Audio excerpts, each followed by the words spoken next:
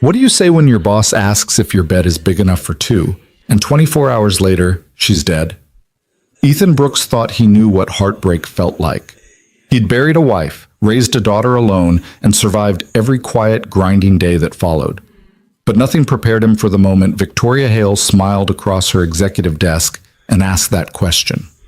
Nothing prepared him for the way fate would twist that single conversation into something he could never undo. This is a story about secrets buried in plain sight, about love that arrives too late, and about a truth so devastating it will rewrite everything you thought you understood about family.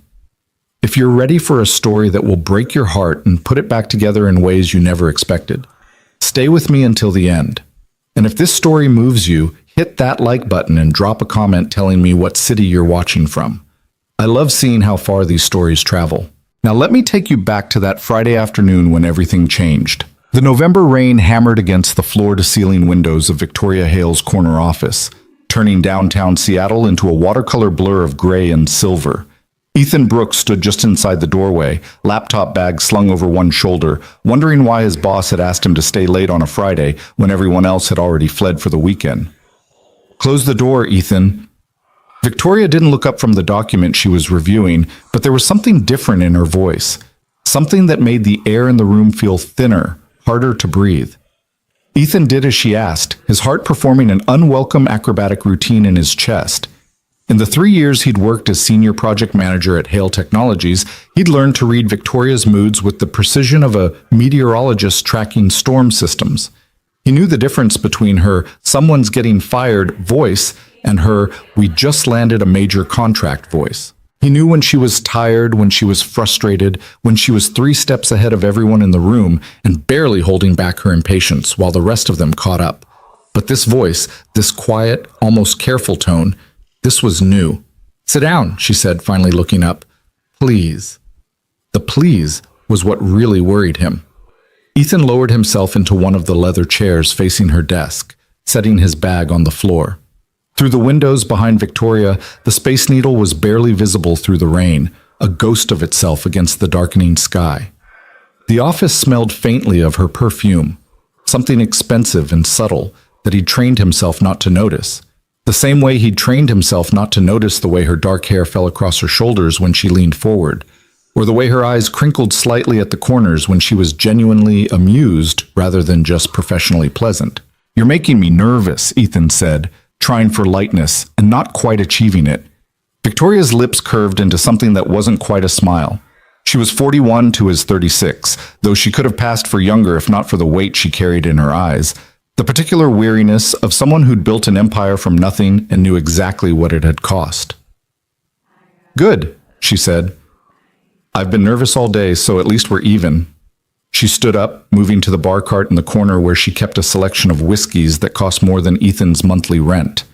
She poured 2 fingers into a crystal glass, then hesitated and poured a second glass. "I don't usually drink with employees," she said, carrying both glasses back to the desk. She handed one to Ethan before settling into her chair again, this time at an angle, as if the formal barrier of the desk between them was suddenly too much. Ethan took the glass but didn't drink. "Are you firing me?" "God, no." Victoria laughed, but it was a brittle sound there and gone in an instant. "The opposite, actually. I'm promoting you, VP of Product Development, 50% raise, full benefits package, stock options, the works." She took a sip of her whiskey, her eyes never leaving his face. "You've earned it 10 times over, Ethan. You're the best thing that ever happened to this company." The words should have filled him with elation. Instead, they settled over him like a weight. Because Victoria Hale didn't get nervous about giving good news, and she certainly didn't pour expensive whiskey to do it. "Thank you," he said carefully. I don't know what to say." "Don't say anything yet." Victoria set down her glass with a soft click against the wooden desk. "There's something else, something I need to ask you, and I need you to answer honestly, even if you think I won't like what you have to say." The rain intensified, a sudden roar against the windows that made both of them glance toward the sound before Victoria's gaze returned to his face with an intensity that pinned him in place. "Okay," Ethan said. His voice came out rougher than he'd intended. Victoria took a breath, as if steadying herself before a jump. I've been trying to figure out how to ask you this for 6 months. Maybe longer. And every time I get close, I talk myself out of it because I tell myself it's inappropriate, or it's unprofessional, or I'm reading signals that aren't there. She paused. But life is short, Ethan. It's so goddamn short, and I'm tired of being careful. Ethan's grip tightened on the whiskey glass. He knew where this was going, had known, on some level, for longer than he wanted to admit. The late nights working together, the conversations that drifted from business into personal territory, the way she always remembered that he took his coffee black with 1 sugar, the way she'd sent flowers when Lily had been sick with pneumonia last winter, the way they'd developed a shorthand that didn't require words. He'd felt the current running between them, electric and dangerous, and he'd done everything in his power to ignore it. Because Victoria Hale was brilliant and beautiful and completely out of his league. Because he was a single father who barely had time to sleep, let alone navigate whatever this thing between them might become. Because workplace romances were complicated enough without adding in the CEO-employee power dynamic that could destroy both their careers if things went wrong. Victoria, he started, but she held up a hand. Let me finish. Please. She stood up again, moving to the windows, her silhouette outlined against the gray light. I'm not asking you to make any promises. I'm not asking you to jump into something you're not ready for. I just need to know if I'm imagining this connection between us. She turned to face him, and in the dim light of the office, her vulnerability was almost painful to witness. Is your bed big enough for 2, Ethan? The question hung in the air between them, simple and devastating. Not a proposition, exactly. More like an opening. A way of asking if he'd thought about it too, the possibility of them. The logistics of combining their lives. The question of whether there was even room in his small, carefully ordered existence for someone like her. Ethan set down his glass and stood up, closing the distance between them until he was close enough to see the fine lines around her eyes, the slight tremor in her hands that she was trying to hide. Yes, he said quietly. It is. Victoria closed her eyes, and when she opened them again, something had shifted, a door opening, a barrier falling. I was hoping you'd say that. But I have Lily to think about, Ethan continued, forcing himself to be honest, even as everything in him wanted to lean into this moment, into the possibility Victoria was offering. She's 9 years old, and she's already lost her mother. I can't bring someone into her life unless I'm sure, unless we're both sure. I know. Victoria's hand came up, hesitated, then settled gently against his chest, just above his heart, as if she could feel it racing beneath her palm. I'm not asking for certainty, Ethan. I'm just asking for a chance. For both of us to stop pretending we don't feel this. What about the company, the optics? Fuck the optics. The vulgarity sounded strange in Victoria's cultured voice, but there was steel beneath it. I've spent 20 years building this place, and I'll be damned if I let it dictate who I'm allowed to care about. We'd have to be careful, yes, professional at work, but we're both adults, we can figure it out.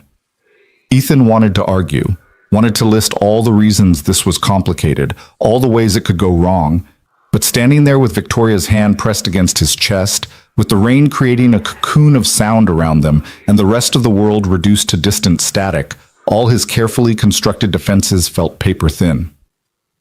I need time, he said finally, to think about how to talk to Lily, to make sure I'm doing this for the right reasons. Of course. Victoria's hand dropped away, but she was smiling. A real smile this time, soft and genuine. I'm not going anywhere. Take all the time you need. What about starting with coffee, Ethan found himself saying. Tomorrow, somewhere neutral. We can talk about what this might look like without the weight of the office hanging over us. Victoria's expression transformed, something lighting up behind her eyes that made her look younger, almost hopeful. Tomorrow, she agreed. There's actually something I need to tell you, something important. She glanced at the window, then back at him. But not here, not now. Let's do it properly. Mysterious, Ethan said, trying to lighten the moment, even as curiosity sparked in his chest. Necessary, Victoria corrected. She reached out and squeezed his hand, just once, quick and warm. Thank you for being honest with me, for not making this more awkward than I already did. You didn't make it awkward. You made it real. They stood there for another moment, neither quite willing to break the spell, until Victoria finally stepped back and became once again the composed CEO he knew from boardrooms and quarterly reports. "Go home," she said softly. "Hug your daughter. I'll text you tomorrow morning with a time and place." Ethan nodded, collecting his bag and his mostly untouched whiskey glass. At the door, he paused and looked back. Victoria had returned to her desk, but she wasn't looking at the documents anymore. She was looking at him with an expression he couldn't quite read, something between anticipation and sadness, as if she could already see the future unfolding and wasn't sure whether to be terrified or relieved. "Victoria?" "Yes?" "That thing you need to tell me tomorrow. Is it bad?" She considered the question for a long moment. "It's complicated," she said finally, "but I think it might be the most important conversation we'll ever have." The drive home took Ethan through the wet streets of Seattle, past coffee shops closing up for the night and restaurants just hitting their dinner rush. His mind kept replaying the conversation, turning it over like a puzzle box he couldn't quite solve. Victoria's question. His answer. The way her hand had felt against his chest. The mention of something important she needed to tell him, something she couldn't say in the office. By the time he pulled into the driveway of his modest Ballard Craftsman, the rain had softened to a drizzle.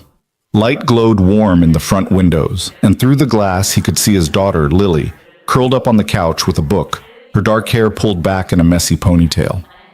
His sister-in-law, Marie, opened the door before he could get his keys out. She'd been watching Lily since Sarah died 4 years ago, helping out on late nights and emergency work trips, filling the gaps left by Ethan's impossible schedule. "She ate all her dinner and finished her homework," Marie said, pulling on her jacket. "Reading level's gone up 2 grades since the school year started. That kid's going to be running circles around you by middle school." "She already does," Ethan said, smiling tiredly. "Thanks for staying late." Marie studied him with the knowing look of someone who'd watched him grieve and rebuild and slowly learn how to be both mother and father to a daughter who'd inherited her mother's quick mind and stubborn independence. "You look different. Good different." "Long day," Ethan said, not quite ready to explain what had happened in Victoria's office.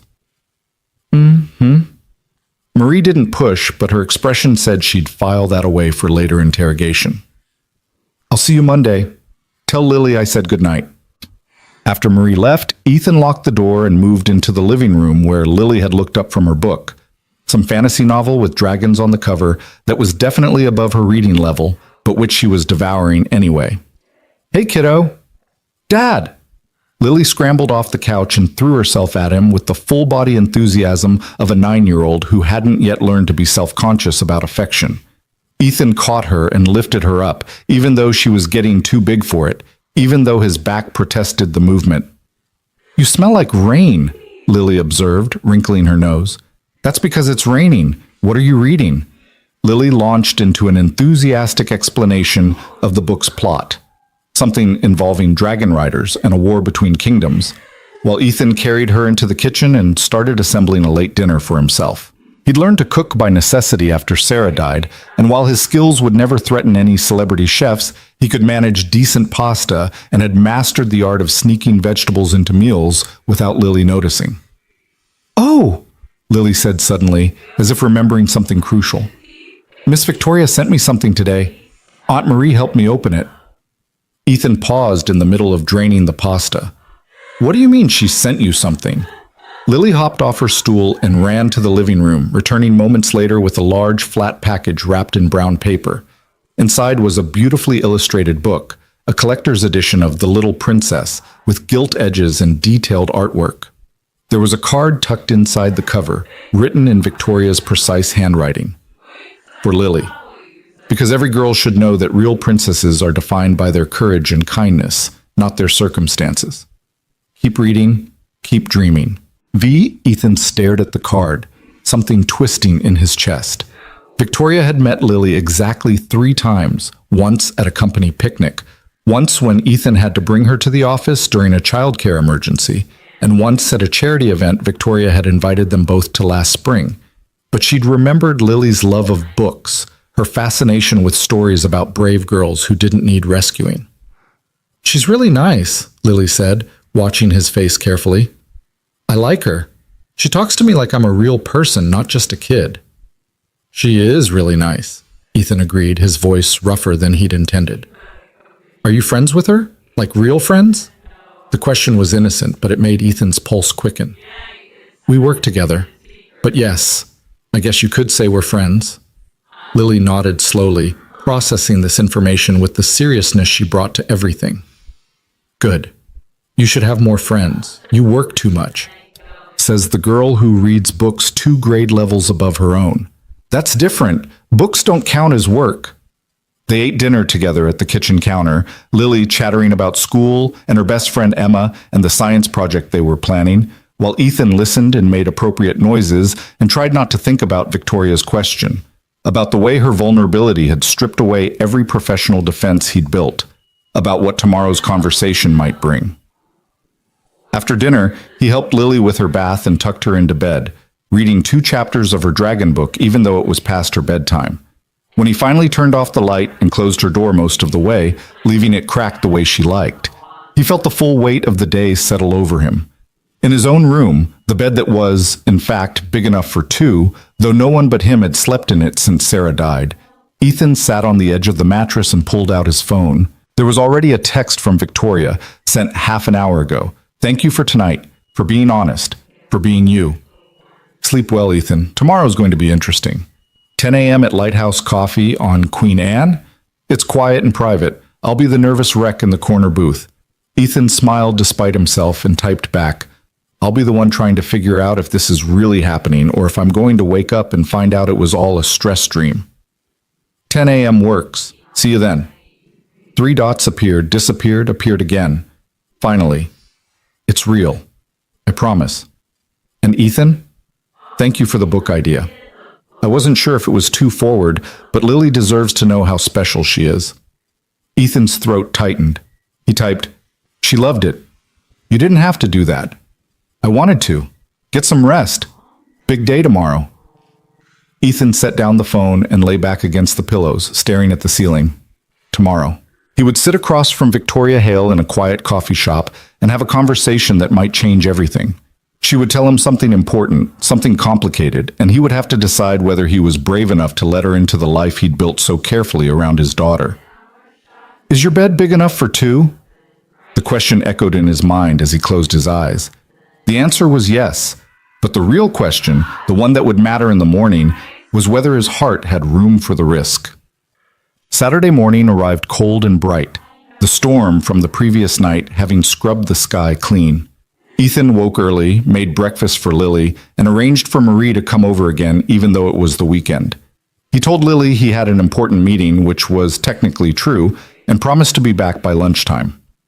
Lighthouse Coffee occupied the ground floor of a converted house on Queen Anne Hill, all exposed brick and mismatched furniture and the kind of deliberately unpretentious atmosphere that somehow cost more than Starbucks. Ethan arrived 10 minutes early, ordering a black coffee and claiming a table in the back corner where privacy and sightlines intersected. Victoria arrived at exactly 10 a.m., which didn't surprise him. She was dressed casually, for her, anyway, in dark jeans and a dove-gray sweater that made her eyes look even darker. Her hair was pulled back in a simple ponytail, and without the armor of her usual business attire, she looked younger, more vulnerable. Hey, she said, sliding into the seat across from him. Hey! They looked at each other for a moment, and then both started laughing, nervous, uncertain sounds that broke the tension. This is weird, Victoria said. So weird, Ethan agreed. Good weird, but weird. I didn't sleep at all last night. I kept rehearsing what I was going to say and then changing my mind and starting over. Victoria wrapped her hands around her coffee cup as if trying to absorb its warmth. I don't think I've been this nervous since my first pitch to venture capitalists 20 years ago.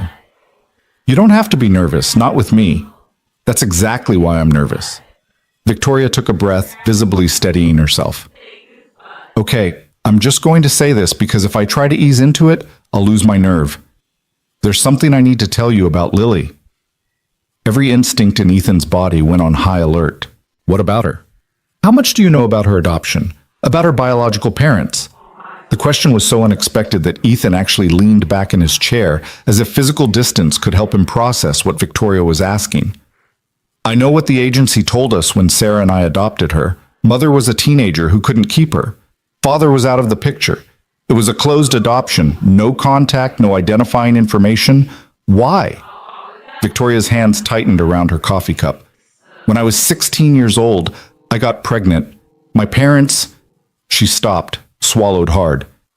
My parents were not good people, Ethan. My father was a drunk who thought his fists solved problems. My mother was too scared of him to intervene. When they found out I was pregnant, they gave me exactly two choices: get rid of it or get out.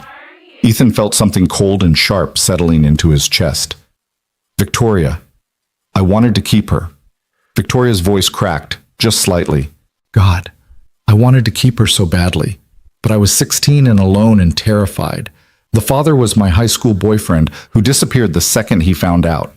I had no money, no support, nowhere to go. So I made the hardest decision of my life. I gave my baby up for adoption to a couple in Seattle who promised they would love her and give her everything I couldn't. The coffee shop seemed to have gone silent, or maybe that was just the roaring in Ethan's ears. He couldn't speak, couldn't breathe, could only stare at Victoria as she continued, tears now streaming silently down her face. I spent 25 years trying not to think about her, trying to build a life that would make sense of that choice. I told myself she was better off, that I'd done the right thing. But about 6 months ago, I hired a private investigator. I needed to know she was okay. I needed to know she was happy. Victoria reached into her bag and pulled out a folder, sliding it across the table. The investigator came back with this. Ethan's hands shook as he opened the folder. Inside were documents, birth records, adoption papers, photographs. And there, in black and white, was the truth that would destroy his world. Baby girl Hale, born April 15th, 2016, adopted by Sarah and Ethan Brooks. No, Ethan breathed. She's mine, Victoria whispered. Lily is my daughter. The coffee shop spun.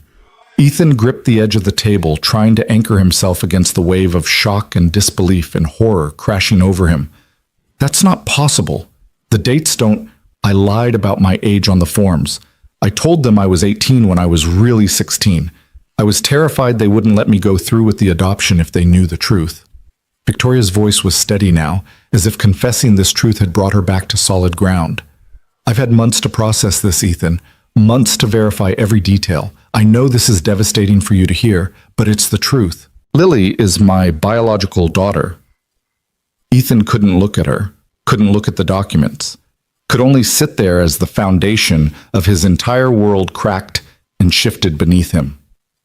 Lily, his bright, beautiful daughter who'd been his reason for living since Sarah died, had another mother. A mother who was sitting across from him right now, who'd asked him if his bed was big enough for two, not as an invitation to romance, but as a question about whether there was room in his life for her to be part of her daughter's world. I'm not trying to take her from you, Victoria said quickly, desperately. That's not what this is. I signed away my parental rights. Legally, you're her father in every way that matters, but I can't pretend I don't know anymore. I can't keep sending her presents and pretending it's just because I'm your boss. I needed you to know the truth.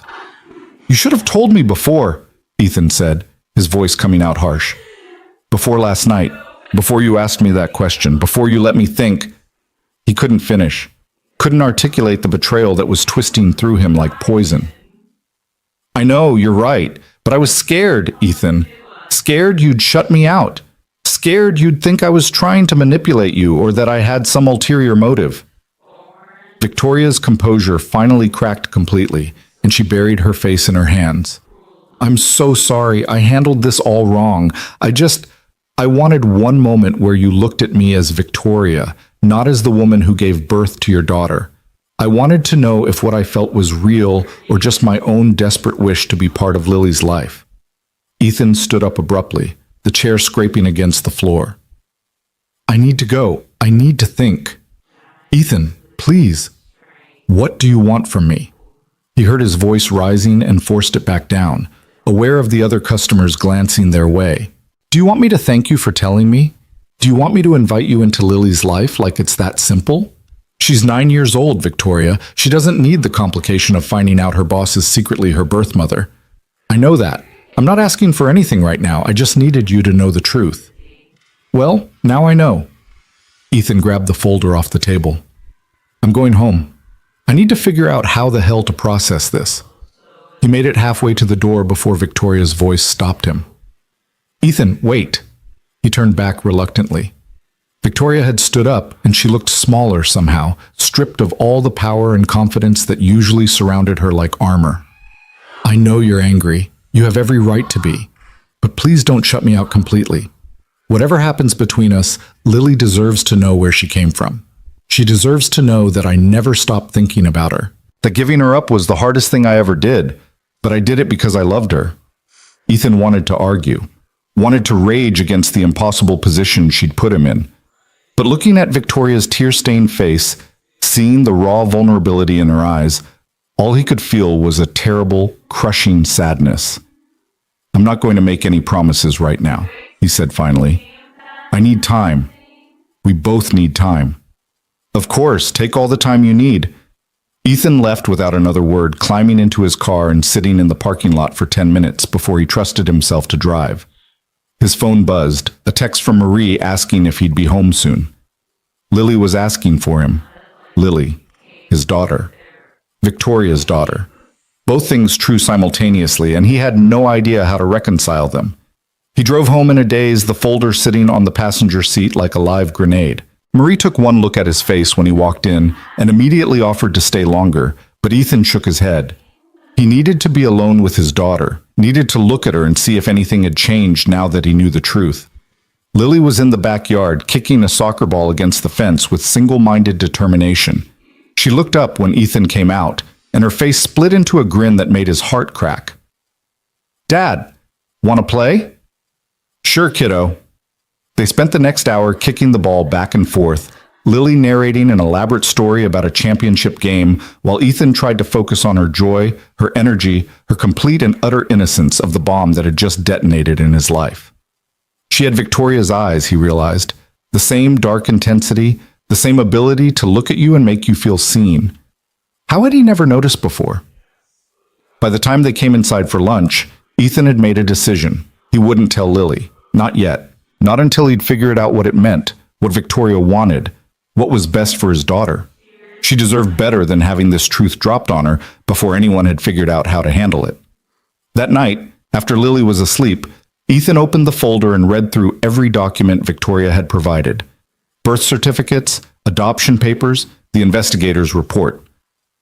All of it confirmed what Victoria had told him. She'd been a scared 16-year-old who'd made an impossible choice, and now, 25 years later, fate had brought her daughter back into her life in the most unlikely way possible. His phone buzzed around 10 p.m. A text from Victoria. I'm sorry for all of it. I know that doesn't fix anything, but I needed you to hear it again. Whatever you decide, I'll respect it. Lily's happiness comes first. It always has. Ethan stared at the message for a long time before typing back. I need some time. I don't know what comes next, but I need space to figure it out. I understand. Take all the time you need.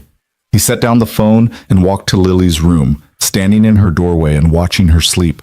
She was sprawled across her bed in that boneless way of children, completely at peace, completely unaware that her world had shifted on its axis.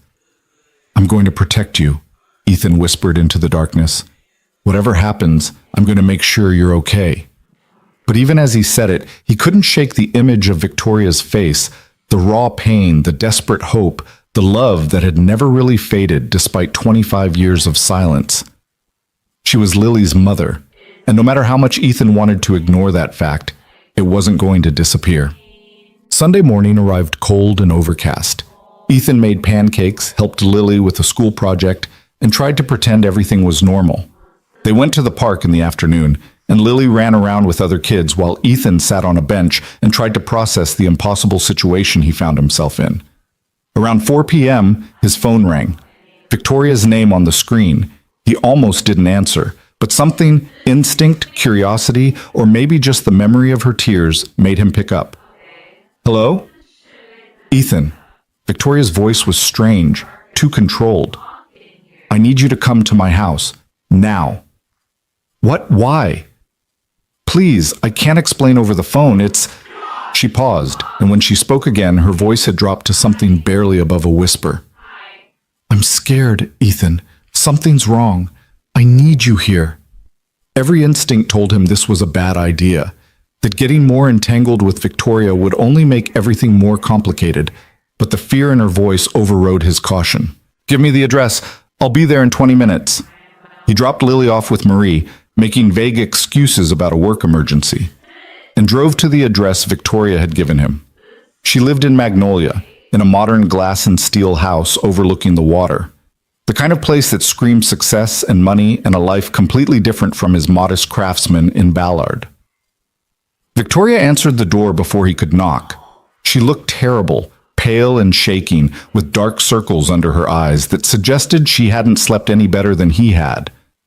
What's going on? Ethan asked, following her inside. The house was immaculate, all clean lines and expensive art and floor-to-ceiling windows that offered stunning views of the Sound. But Victoria led him past all of it to a home office, where papers were spread across the desk in chaotic disarray. I've been having chest pains, Victoria said without preamble. Since Friday night. I thought it was anxiety at first, stress from telling you about Lily, but it's getting worse. And there's something else. She picked up a medical file from the desk. I have a congenital heart condition, something I was born with. The doctor said it might never be a problem, but if it did become a problem... She stopped, took a breath. It could be sudden. I could be fine 1 minute and gone the next.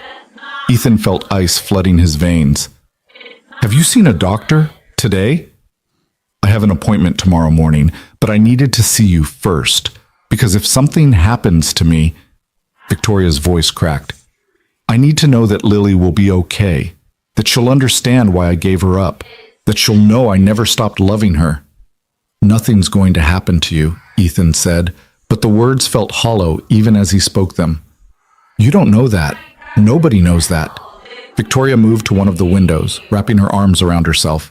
I've spent 6 months working up the courage to tell you the truth about Lily, and now that I finally have, I'm terrified I've ruined everything. That you'll hate me.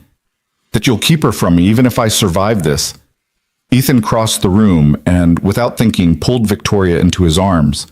She stiffened for a second, then collapsed against him, shaking with silent sobs. I don't hate you, he said quietly. I'm angry and confused, and I don't know what the hell we're supposed to do with this information. But I don't hate you. They stood like that for a long moment, Victoria crying into his chest while Ethan held her and tried to process the fact that his boss, his daughter's birth mother, the woman who'd asked if his bed was big enough for two, was falling apart in his arms because she was convinced she was dying. I've written everything down, Victoria said finally, pulling away and wiping at her eyes. Letters for Lily, for you, for my sister, if she can bring herself to read them. I've updated my will, made arrangements for the company. I'm not... She laughed, a bitter sound. I'm not being dramatic. I'm just trying to be prepared. You need to go to the hospital. Now. Not tomorrow. Now. I will, after this. I just needed to see you first, to make sure you understood. Understood what? Victoria looked at him with those dark, intense eyes, Lily's eyes, and said, That Friday afternoon in my office, when I asked about your bed, I wasn't trying to seduce you.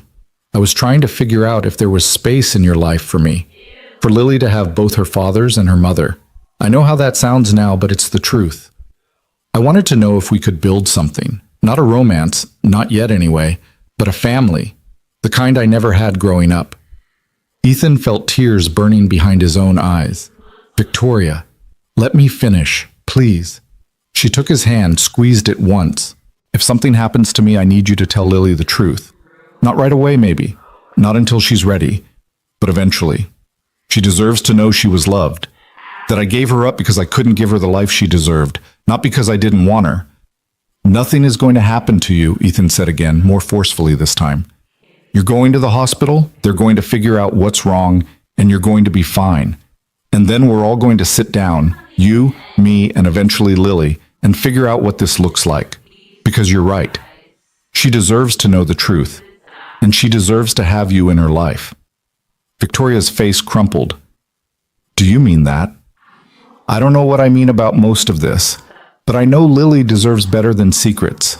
And I know that if you'd been in my position, if someone had kept your child from you for 9 years, you'd move heaven and earth to be part of their life. Thank you." Victoria was crying again, but these tears felt different, softer. "I know I don't deserve your grace right now, but thank you." Ethan stayed with Victoria for another hour, making her promise to go to the emergency room if the chest pains got worse, extracting her doctor's name and appointment time for the morning. Before he left, she handed him a sealed envelope. "Just in case," she said, "if something happens to me tonight, read this. It has everything Lily needs to know." "You're going to be fine," Ethan insisted, but he took the envelope anyway. He drove home in a fog, the envelope burning a hole in his jacket pocket. Marie had already left. She'd texted that Lily had dinner and was watching a movie and would probably be asleep by the time he got back. Ethan found his daughter curled up on the couch, half asleep, some Disney movie playing on the TV. "Hey, kiddo," he said softly. Lily opened her eyes and smiled sleepily. "You were gone a long time." "I know. I'm sorry." "Work stuff. Is everything okay?" "Yeah, everything's okay." It was a lie, but it was the lie Lily needed to hear. Ethan carried her up to bed, tucked her in, and kissed her forehead. In sleep, she looked exactly like the photos he'd seen in Victoria's investigator's report. The same face, 25 years apart, connecting past and present in a way that should have been impossible. Downstairs, Ethan poured himself a glass of whiskey he didn't drink and sat in the dark living room, turning Victoria's envelope over in his hands. He should open it, should know what it said. But something kept him from breaking the seal, some superstitious belief that as long as the envelope remained unopened, Victoria would be fine. The Schrodinger's cat of letters, both comforting and devastating until observed. His phone buzzed around 11 p.m. A text from Victoria. "At the ER, they're running tests. Thank you for coming today. Thank you for listening. And thank you for being the father Lily needed when I couldn't be." Ethan texted back. "Keep me posted. I meant what I said. You're going to be fine." He waited for a response that didn't come. Eventually, exhaustion won out over worry, and he fell asleep on the couch with his phone in his hand and Victoria's letter on the coffee table. He woke at 6 a.m. to sunlight streaming through the windows and his neck protesting the awkward angle he'd slept in. For a moment, he couldn't remember why he'd fallen asleep downstairs. Then it all came rushing back. Victoria's revelation, her fear, the letter. He checked his phone, no new messages. Ethan tried calling Victoria's number. It went straight to voicemail. He tried texting, no response. By 7 a.m., when Lily came downstairs asking for breakfast, unease had solidified into genuine fear. Something was wrong. He made Lily breakfast, got her dressed, and dropped her off at Marie's under the pretense of an important work meeting. Then he drove to Hale Technologies, hoping to find someone who knew where Victoria was, what had happened at the hospital. The office was nearly empty on a Sunday morning, but Victoria's assistant, Jennifer, was there, which wasn't unusual. Jennifer practically lived at the office, managing Victoria's impossible schedule with the efficiency of a Swiss watch. "Ethan," Jennifer looked up as he approached, and her face was pale. "Oh, God. You haven't heard." "Heard what?" Jennifer stood up, moving around her desk as if she needed the physical support. "Victoria died last night. A heart attack. They tried to revive her, but..." Her voice broke. "She's gone. She's really gone." The world tilted. Ethan gripped the edge of Jennifer's desk, trying to stay upright as the words crashed over him like a wave. "That's not possible. I just saw her yesterday. She was going to the hospital. They were running tests. I know, but something went wrong. Her heart just..." Jennifer wiped at her eyes. "The board is meeting this morning. They're trying to figure out what happens next. The company, her estate, all of it. It's a nightmare." Ethan couldn't breathe, couldn't think. All he could see was Victoria's face yesterday afternoon, pale and scared, telling him about her heart condition, handing him that envelope, making him promise to tell Lily the truth. "I have to go," he said, backing away from Jennifer's desk. "Ethan, wait!" But he was already moving, half running to his car, his hand shaking so badly he could barely get the key in the ignition. Victoria was dead. The woman who'd asked if his bed was big enough for two was dead. Lily's biological mother was dead, and she'd never know the truth. He drove home on autopilot, pulled into his driveway, and sat in the car for 10 minutes before he could make himself go inside. The house was empty. Lily still at Marie's, and Ethan found himself standing in his living room, staring at the envelope on the coffee table. "Just in case," Victoria had said. With trembling hands, Ethan opened the envelope. The letter inside was handwritten, several pages long, and it began with two simple words that destroyed him. "Dear Lily." Ethan's hands shook as he unfolded the pages, Victoria's handwriting flowing across the paper in neat, careful lines. Each word felt like a knife. "Dear Lily, if you're reading this, it means I'm gone. I'm so sorry. I had so many things I wanted to tell you, so many years I wanted to spend watching you grow up from a distance, being grateful that you existed in this world, even if you didn't know who I was. Your father, Ethan, is the best man I've ever known. When I found out he was raising you after your mom, Sarah, passed away, I felt such relief. Because I knew you were safe, I knew you were loved, and that's all I ever wanted for you. I need you to know that giving you up was the hardest thing I ever did. I was 16 years old, scared, and completely alone. My parents weren't kind people, and I had no one to help me. I chose adoption because I wanted you to have everything I couldn't give you. A stable home, loving parents, a chance at a real life. For 25 years I wondered about you. I wondered if you were happy, if you were healthy, if you grew up knowing how wanted you were. 6 months ago, I hired someone to find you, and when I discovered you were Ethan's daughter, working at my company, living just across town, it felt like fate. Like the universe was giving me one more chance to make sure you knew the truth. I'm not asking for anything, sweetheart. I signed away my rights a long time ago. Ethan is your real father in every way that matters. But I want you to know that I never stopped thinking about you. That every success I built, every company milestone, every moment of my life was shaped by the choice I made to give you a better future than I could provide. Be brave. Be kind. And know that you were loved by more people than you'll ever realize. Always, Victoria. Ethan read the letter 3 times, tears streaming down his face, before he could bring himself to set it down. Victoria had written this knowing she might die, had spent her last days making sure Lily would understand, would know the truth even if Victoria couldn't be there to tell her herself. The weight of it crushed him. The woman who'd asked about his bed hadn't been flirting. She'd been reaching for her daughter, and now she was gone. And Lily would never know her, would never understand the sacrifice Victoria had made or the love she'd carried for 25 years. His phone rang. Marie's name on the screen. "Lily's asking when you're coming back," Marie said. "Is everything okay? You sounded strange this morning." "No," Ethan said, his voice breaking. "Nothing's okay. Can you keep her a few more hours? I need time." "Ethan, you're scaring me. What happened?" "Victoria Hale died last night. Heart attack. She's gone." Silence on the other end. Then, softly, "Oh my God. Ethan, I'm so sorry. I know you two were close." Close. The word didn't begin to cover it. But Marie didn't know about the adoption, about Victoria's revelation, about the impossible truth that had died with her. "I'll come get Lily around 3, Ethan managed. "Thank you for watching her." After he hung up, Ethan sat in the silence of his living room and tried to figure out what to do next. Victoria had wanted Lily to know the truth. But was it fair to tell a 9-year-old that her birth mother had been part of her life all along, had sent her presents and asked about her and loved her from a distance, only to die before they could have a real relationship? What good would that knowledge do except break Lily's heart? But keeping it secret felt like a betrayal too.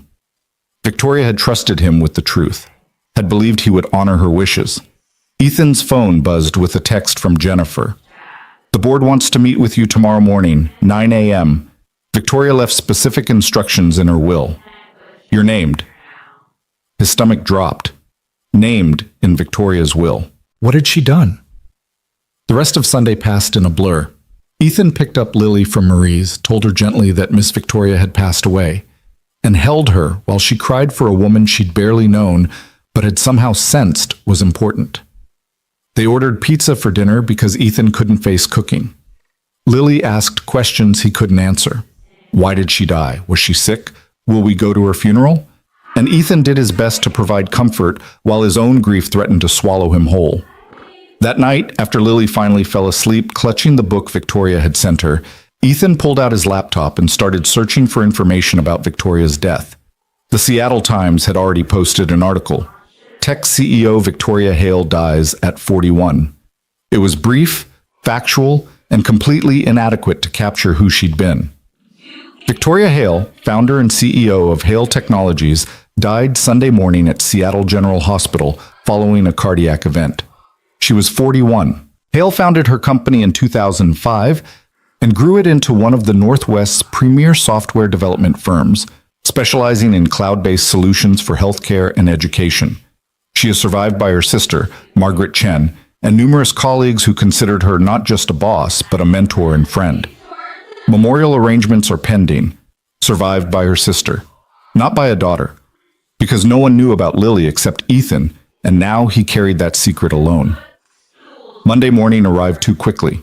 Ethan dropped Lily at school. She was quiet, subdued, still processing Victoria's death in the way children do, with questions that came in waves, and drove to Hale Technologies with a sense of dread coiling in his stomach. The office felt wrong without Victoria. Too quiet. People moved through the hallways like ghosts, speaking in hushed tones, and more than one person was openly crying at their desk. Jennifer met Ethan at the elevator, her eyes red-rimmed and exhausted. "The board's waiting in the conference room," she said.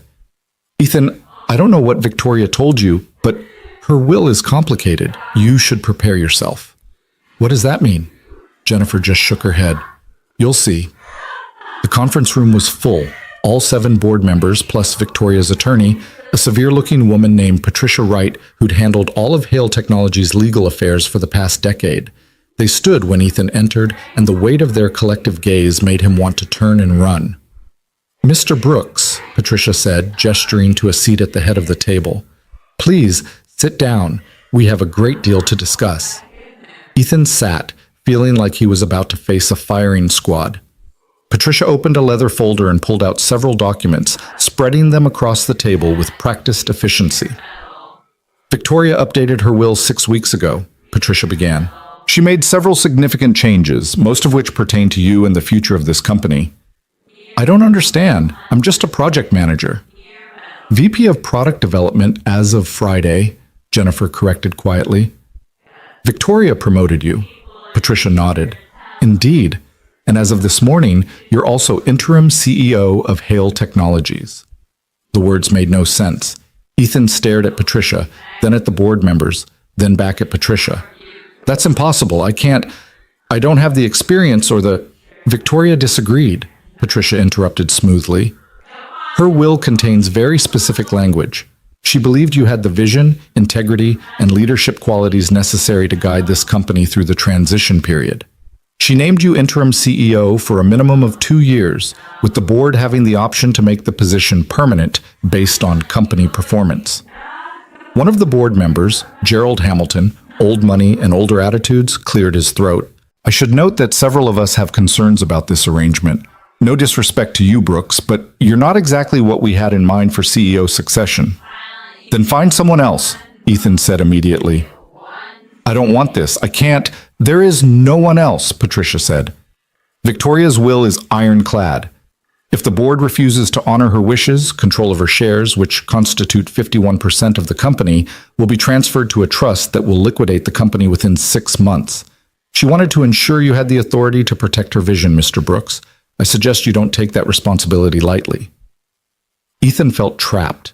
Victoria had bound him to this company, to her legacy, in a way he couldn't escape without destroying everything she'd built. And somewhere in the back of his mind, he understood why. She was protecting Lily's inheritance, making sure her daughter's future was secure even if she couldn't be there to provide it herself.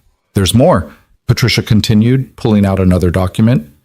"Victoria established a trust fund in the name of Lily Brooks. Upon Lily's 25th birthday, she will receive full ownership of Victoria's shares in Hale Technologies, along with all associated assets and properties. Until that time, you'll serve as trustee." The room erupted. Board members speaking over each other, demanding explanations, questioning Victoria's mental state when she'd made these changes. Ethan couldn't hear any of it over the roaring in his ears. Victoria had given Lily the company, had ensured that her daughter, their daughter, would inherit everything she'd built. Why? Gerald Hamilton demanded. Why would Victoria leave her entire fortune to Brooks' kid? What was their relationship? Patricia's expression remained neutral. That's between Mr. Brooks and Victoria's estate. The terms are legal and binding. Unless someone wishes to contest the will, which I strongly advise against, these arrangements will stand. She knew, Ethan said quietly. Everyone turned to look at him. Victoria knew Lily was special, that she deserved to be taken care of, and she trusted me to make sure that happened. It wasn't the whole truth, but it was true enough. The meeting dragged on for another hour. Discussions of transition plans, staff announcements, media strategy for handling Victoria's death, and the leadership change. Ethan barely heard any of it. He kept thinking about Victoria's letter, about the trust fund, about the responsibilities she'd placed on his shoulders from beyond the grave. When the meeting finally ended, Jennifer caught up with Ethan in the hallway. There's something else. Victoria's sister is flying in tonight, Margaret. She wants to meet with you tomorrow. She said Victoria mentioned you in her last conversation. What did she say? Jennifer hesitated. That Victoria told her she'd finally found what she'd been looking for. Margaret didn't understand what she meant, but she thought you might. The words hit Ethan like a physical blow. Victoria's last conversation with her sister had been about finding Lily, about finally, after 25 years, knowing where her daughter was. That evening, Ethan sat Lily down after dinner and tried to explain what had happened in terms a 9-year-old could understand. Miss Victoria left you some money, he said carefully, in her will. It's in something called a trust fund, which means you'll get it when you're older. Lily frowned, processing this. Why would she do that? She barely knew me. She knew you better than you think. She thought you were special, Lily. She wanted to make sure you'd be okay. But why? People don't just give money to random kids. Ethan's heart ached. This was the moment. He could tell her the truth, that Victoria was her biological mother, that she'd loved Lily from the moment she was born, that every kindness had been an expression of love that couldn't be spoken. But looking at his daughter's confused face, seeing the grief still raw in her eyes from losing someone she'd barely known, he couldn't bring himself to add that weight. Sometimes people just want to help, Ethan said instead. Miss Victoria was like that. She saw potential in people and wanted to support it.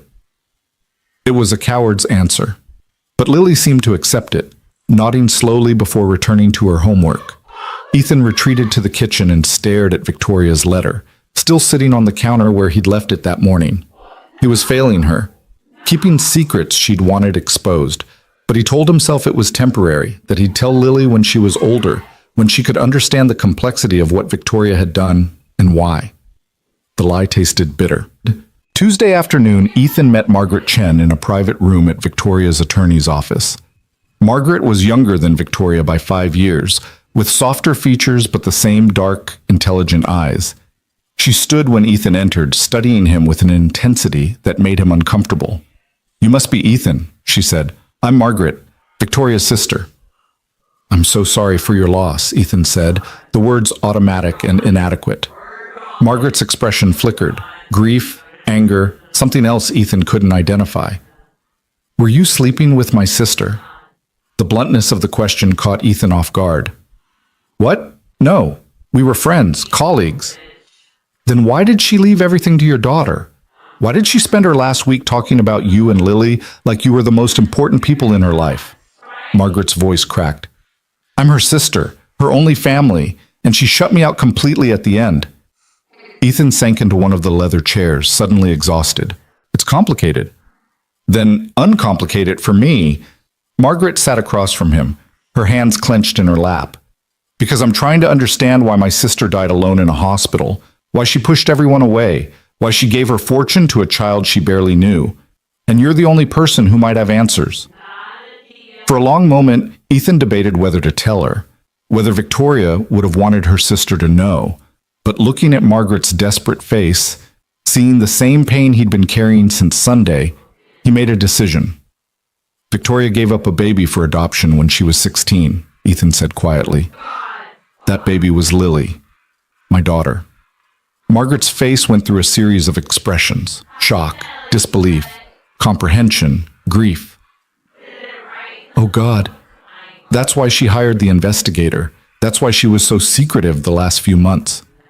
She pressed a hand to her mouth. I knew she'd gotten pregnant in high school. Our parents made her get rid of it, or so I thought. She never talked about it again. She didn't get rid of it. She gave the baby up for adoption. And 6 months ago, she found out where Lily was. And she didn't tell me. Margaret's voice was hollow. She found her daughter and didn't tell her own sister. I think she was scared of what it meant, of how to handle it. Ethan pulled out Victoria's letter from his jacket pocket. She wrote this for Lily in case something happened. Margaret read the letter with tears streaming down her face. When she finished, she folded it carefully and handed it back to Ethan. You haven't told Lily yet. No, I don't know how. She's 9 years old. How do I explain that her boss was actually her birth mother? That Victoria loved her but couldn't tell her? It feels cruel. It's the truth, and Victoria wanted her to know. Margaret wiped at her eyes. But I understand your hesitation. God, this is such a mess. They sat in silence for a moment, two people bound together by grief and secrets. Finally, Margaret spoke again. Our parents were monsters, you know. Our father was violent. Our mother was absent. Victoria raised me more than they ever did. When she got pregnant, they gave her an ultimatum, abort or leave. And Victoria... Margaret's voice broke. She chose to leave. She was 16 years old and she walked away from everything rather than end that pregnancy. I always thought she was stupid for it, but now I understand. She was protecting Lily even then. She never stopped protecting her, Ethan said. Everything she built, every success, it was all for Lily.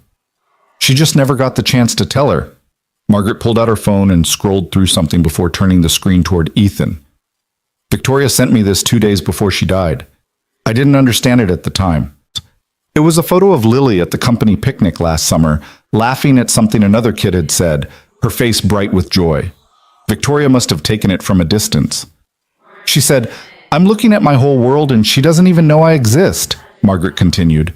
I thought she was being dramatic, but she was talking about Lily. Ethan's throat tightened.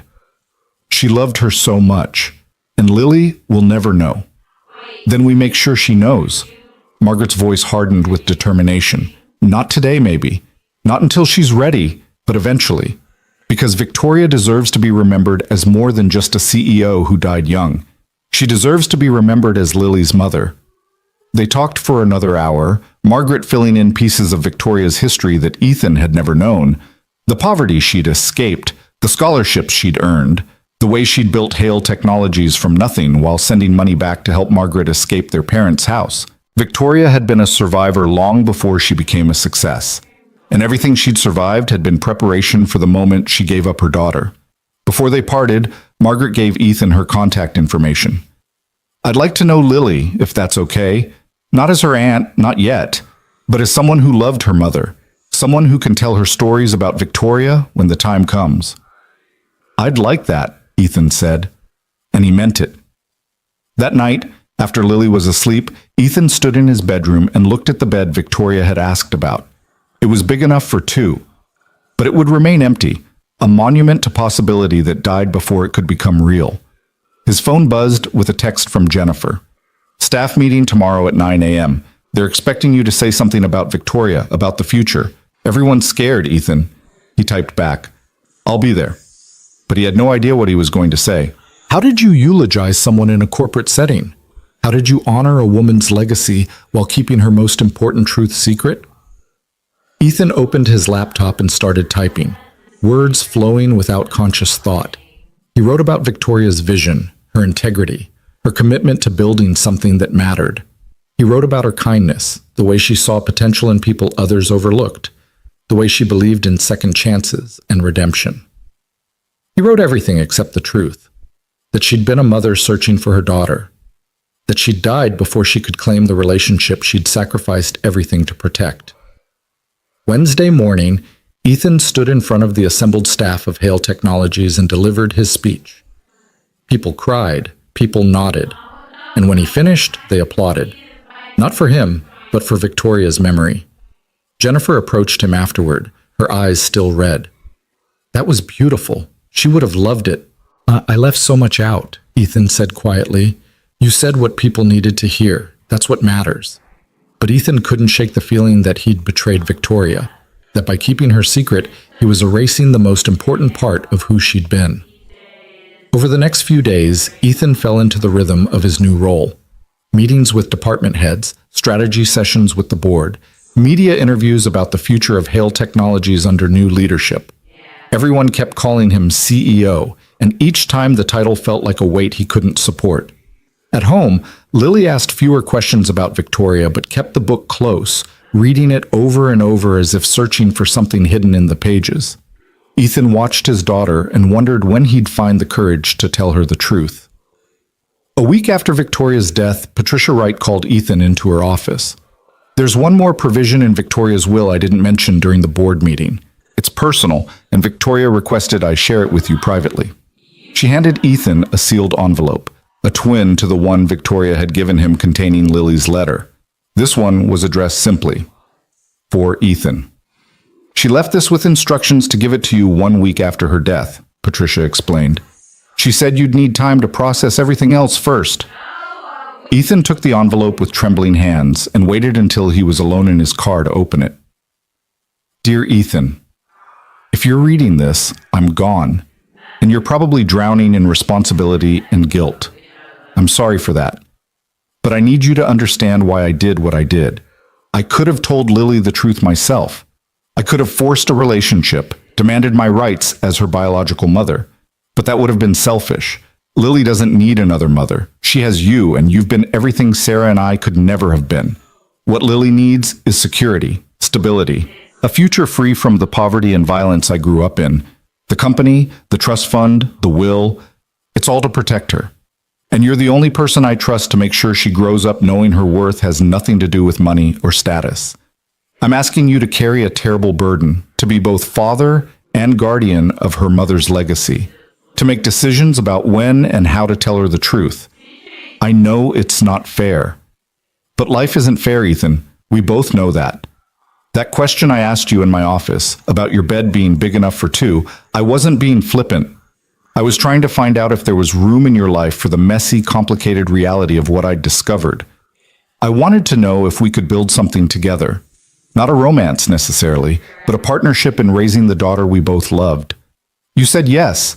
You said there was room, and even though I'm gone, I need you to remember that answer, because Lily is going to need you to make room for the truth of where she came from.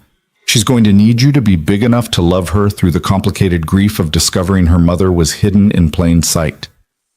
I died loving you, Ethan. Not in the way I once dreamed I might, but in the way that matters most, as the father of my child, as the man who made her safe when I couldn't. Thank you for giving my daughter the life I always wanted for her. Take care of our girl. Tell her the truth when she's ready. And don't let her forget that she was loved by more people than she'll ever know. Victoria Ethan sat in his car in the parking garage and sobbed. For Victoria, for Lily, for the future that had died in a hospital room before it could begin. He cried for the weight of secrets he couldn't share and the loneliness of carrying Victoria's love alone. And when the tears finally stopped, he folded the letter carefully and put it in his glove compartment next to Lily's, 2 pieces of a story that couldn't yet be told. That night, Ethan made a decision. He couldn't tell Lily the truth, not yet. But he could honor Victoria's memory. He could make sure her legacy lived on in ways that mattered. He called Margaret Chen. I want to start a foundation in Victoria's name, something focused on family reunification, helping separated parents and children find each other. Would you be willing to serve on the board? Margaret was quiet for a moment, then, yes, God, yes, Victoria would love that. They talked late into the night, planning and dreaming, building something that would give Victoria's sacrifice meaning beyond the fortune she'd left behind. And for the first time since Victoria's death, Ethan felt like he was doing something right. In her room, Lily slept with Victoria's book clutched to her chest, dreaming dreams her father couldn't protect her from.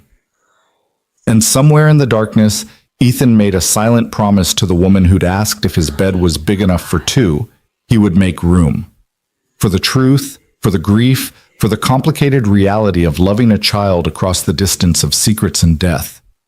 He would make room for all of it, no matter how long it took. Because that's what fathers did. And in the end, that's what mothers did too. Even mothers who loved from the shadows, who sacrificed everything, who died before they could claim the relationship they'd never stopped wanting. Ethan would make sure Lily knew, someday.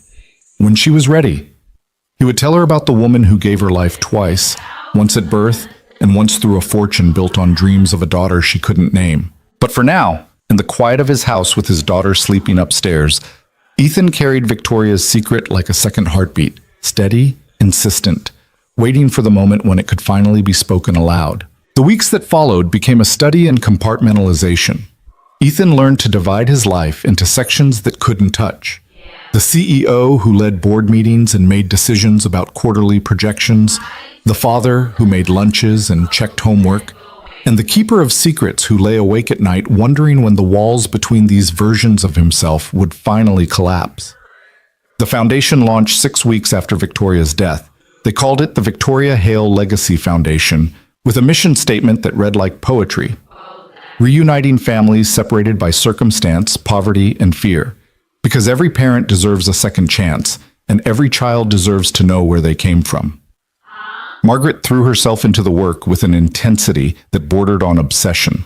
She interviewed adoption agencies, connected with social workers, built databases of birth parents searching for children they'd given up decades ago. In the quiet moments between meetings, she'd tell Ethan stories about Victoria, how she'd worked 3 jobs to put Margaret through college, how she'd sent money home even when their parents didn't deserve it, how she'd built her company on the belief that technology could solve problems that seemed impossibly human.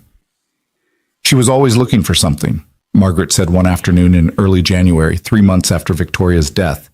They were sitting in the foundation's new office, a modest space in Fremont that Victoria's estate had funded, surrounded by boxes of files waiting to be organized. Even after she became successful, even after she had everything money could buy, there was this restlessness in her. I understand it now. She was looking for Lily. Ethan stared at the photo on Margaret's desk. Victoria at 30, fierce and determined, standing in front of the building that would become Hale Technologies' headquarters. Did she ever talk about the adoption? Before she found Lily, I mean. Once. We were both drunk on her 40th birthday, and I asked if she had any regrets. She said only one, that she never got to hold her baby before they took her away. The adoption agency rushed everything. Victoria signed the papers in the hospital, and they took the baby straight to the foster family before the placement. She never even knew if her daughter had her eyes or her nose or anything. Margaret's voice cracked. 41 years old, and that was still the thing that haunted her most. The words settled over Ethan like a weight. Victoria had never held Lily, had never traced her fingers over her daughter's face, never counted her toes, never breathed in that new baby smell that Ethan remembered from Lily's first days in their home. She'd signed papers and walked away with empty arms and a heart that would never fully heal. Lily has her eyes, Ethan said quietly. The same dark intensity. The way she looks at you and makes you feel like she can see through all your defenses straight to who you really are. Margaret smiled sadly. Victoria would have loved knowing that. At home, Lily was changing in ways that both comforted and terrified Ethan. She'd thrown herself into reading with renewed passion, as if Victoria's gift of that book had unlocked something in her. She devoured novels about strong girls and complicated families, asking questions about adoption and biological parents that made Ethan's heart race with guilt. Emma at school says adopted kids always wonder about their real parents, Lily announced one evening in February, 4 months after Victoria's death. She was setting the table while Ethan finished cooking dinner, spaghetti with the sauce Lily claimed was better than anything from a jar, though Ethan suspected she was just being kind. Real parents are the ones who raise you, Ethan said carefully, keeping his focus on the stove. Biology doesn't make you a parent. Love does. But don't you think the biological parents wonder too? Like, don't you think they want to know if their kid is okay? Ethan's grip tightened on the wooden spoon. I think it depends on why they gave the child up. If they did it out of love to give that child a better life, then yes, I think they wonder every single day. Lily was quiet for a moment, processing this. Do you think my biological mom wonders about me? The question was a knife between Ethan's ribs. He turned to face his daughter, saw the genuine curiosity in her face, Victoria's face, and felt the weight of his deception like a physical presence in the room. "I know she does," Ethan said, his voice rough. "I know she thought about you every single day, and I know she loved you more than anything in this world." "How do you know?" "Because she told me. Because she died before she could tell you herself. Because I read the letters she wrote, and I carry her secrets like stones in my chest. Because any parent who loved their child enough to want a better life for them would never stop wondering," Ethan said instead. "That kind of love doesn't have an expiration date." Lily seemed satisfied with this answer, but Ethan saw something shift in her expression, a thoughtfulness that hadn't been there before. She was getting older, asking harder questions, and eventually she would piece together the truth even if he never spoke it aloud. The book from Victoria, the trust fund, the foundation named after a woman who'd barely known her. All of it pointed toward a connection that Ethan couldn't explain without revealing everything. At work, the pressure intensified. The board was growing restless with Ethan's leadership, particularly Gerald Hamilton, who made his displeasure known at every opportunity. "You're too soft," Gerald said during a contentious meeting in March about laying off underperforming staff. "Victoria built this company by making hard decisions, by putting profits over sentiment. Victoria built this company by valuing people," Ethan countered. "Every person you want to cut has a family, a mortgage, a life that depends on this job. We're profitable. We can afford to invest in training and development instead of cutting heads. Profits today don't guarantee profits tomorrow. We need to be leaner, more efficient. We need to be human. That's what Victoria would have wanted." The argument went in circles until Jennifer, who'd been taking notes in the corner, spoke up. Actually, Victoria left specific guidance about personnel decisions in her succession documents. She wanted the company to maintain a policy of investing in existing staff rather than cycling through employees. It's in the memo she wrote 2 weeks before she died. Gerald's face reddened. Then she was being naive. The business world doesn't reward sentiment. "It rewarded Victoria well enough," Ethan said quietly. "She built a company worth $500 million by treating people like they mattered. I'm not going to dismantle that legacy because you're nervous about quarterly fluctuations." The board voted narrowly in Ethan's favor, but he knew he'd made an enemy. Gerald had connections, influence, and a deep investment in proving that Victoria's faith in Ethan had been misplaced. That evening, Ethan stayed late at the office, reading through Victoria's old emails and documents, trying to understand the woman who'd built this empire from nothing. He found notes about product development, employee evaluations, strategy memos, and buried in a folder marked personal, a journal entry dated 6 months before her death. "I found her. After 25 years, I finally know where my daughter is. Her name is Lily Brooks. She's 9 years old. She loves books and science and asking questions that don't have easy answers. She's adopted by a single father named Ethan Brooks, who works at my company. Works for me, though he doesn't know the connection. I've been watching from a distance, trying to figure out how to tell him, tell her, tell anyone. The investigator says I could petition for visitation rights, that some birth parents maintain relationships even in closed adoptions if both parties agree. But is that fair to Lily? To disrupt her life with the truth she's too young to understand? Ethan is a good father. I can see it in the way Lily talks about him, in the patient way he handles her questions during the rare times I've been around them both. He lost his wife 4 years ago, and he's been raising Lily alone ever since. They're a unit, complete and functional and happy. So where do I fit? What right do I have to insert myself into their lives just because I finally worked up the courage to find the daughter I gave away? But God, I want to know her. I want to tell her I'm sorry for not being brave enough to keep her. I want to explain that every success I've achieved was built on the foundation of that terrible choice. That giving her up broke something in me that never fully healed, and the only way to survive was to build something so large and meaningful that the sacrifice felt justified. I'm going to tell Ethan, soon. I need him to understand before I can figure out how to approach Lily. He deserves to know the truth. They both do. Ethan closed the journal with shaking hands. Victoria had been planning to tell him for months, had agonized over the decision, wrestled with the ethics, questioned her own motivations, and when she'd finally worked up the courage to speak, she'd had less than 48 hours before her heart gave out. His phone buzzed with a text from Lily. "Are you coming home soon? I made dessert." Ethan smiled despite the grief pressing against his chest. "On my way." "What kind of dessert?" "It's a surprise, but Aunt Marie helped, so it's probably edible." 20 minutes later, Ethan walked into his house to find the kitchen covered in flour, Lily wearing an apron 3 sizes too big, and Marie laughing while frosting what appeared to be a lopsided chocolate cake. "We're celebrating," Lily announced. "I got an A on my science project." "That's wonderful, kiddo. What was the project?" "Genetics and heredity. I did this whole presentation about eye color and hair color and how traits get passed down through families." Lily's enthusiasm was infectious as she described her project, complete with charts and diagrams and a family tree that traced back 3 generations on Ethan's side and Sarah's side, but conspicuously left blank the branches that would have led to Lily's biological parents. "Mrs. Chen came to watch my presentation," Lily continued, using the name Margaret had asked to be called. Not aunt, not family friend, just Mrs. Chen. "She said my research was really thorough." Ethan glanced at Marie, who shrugged.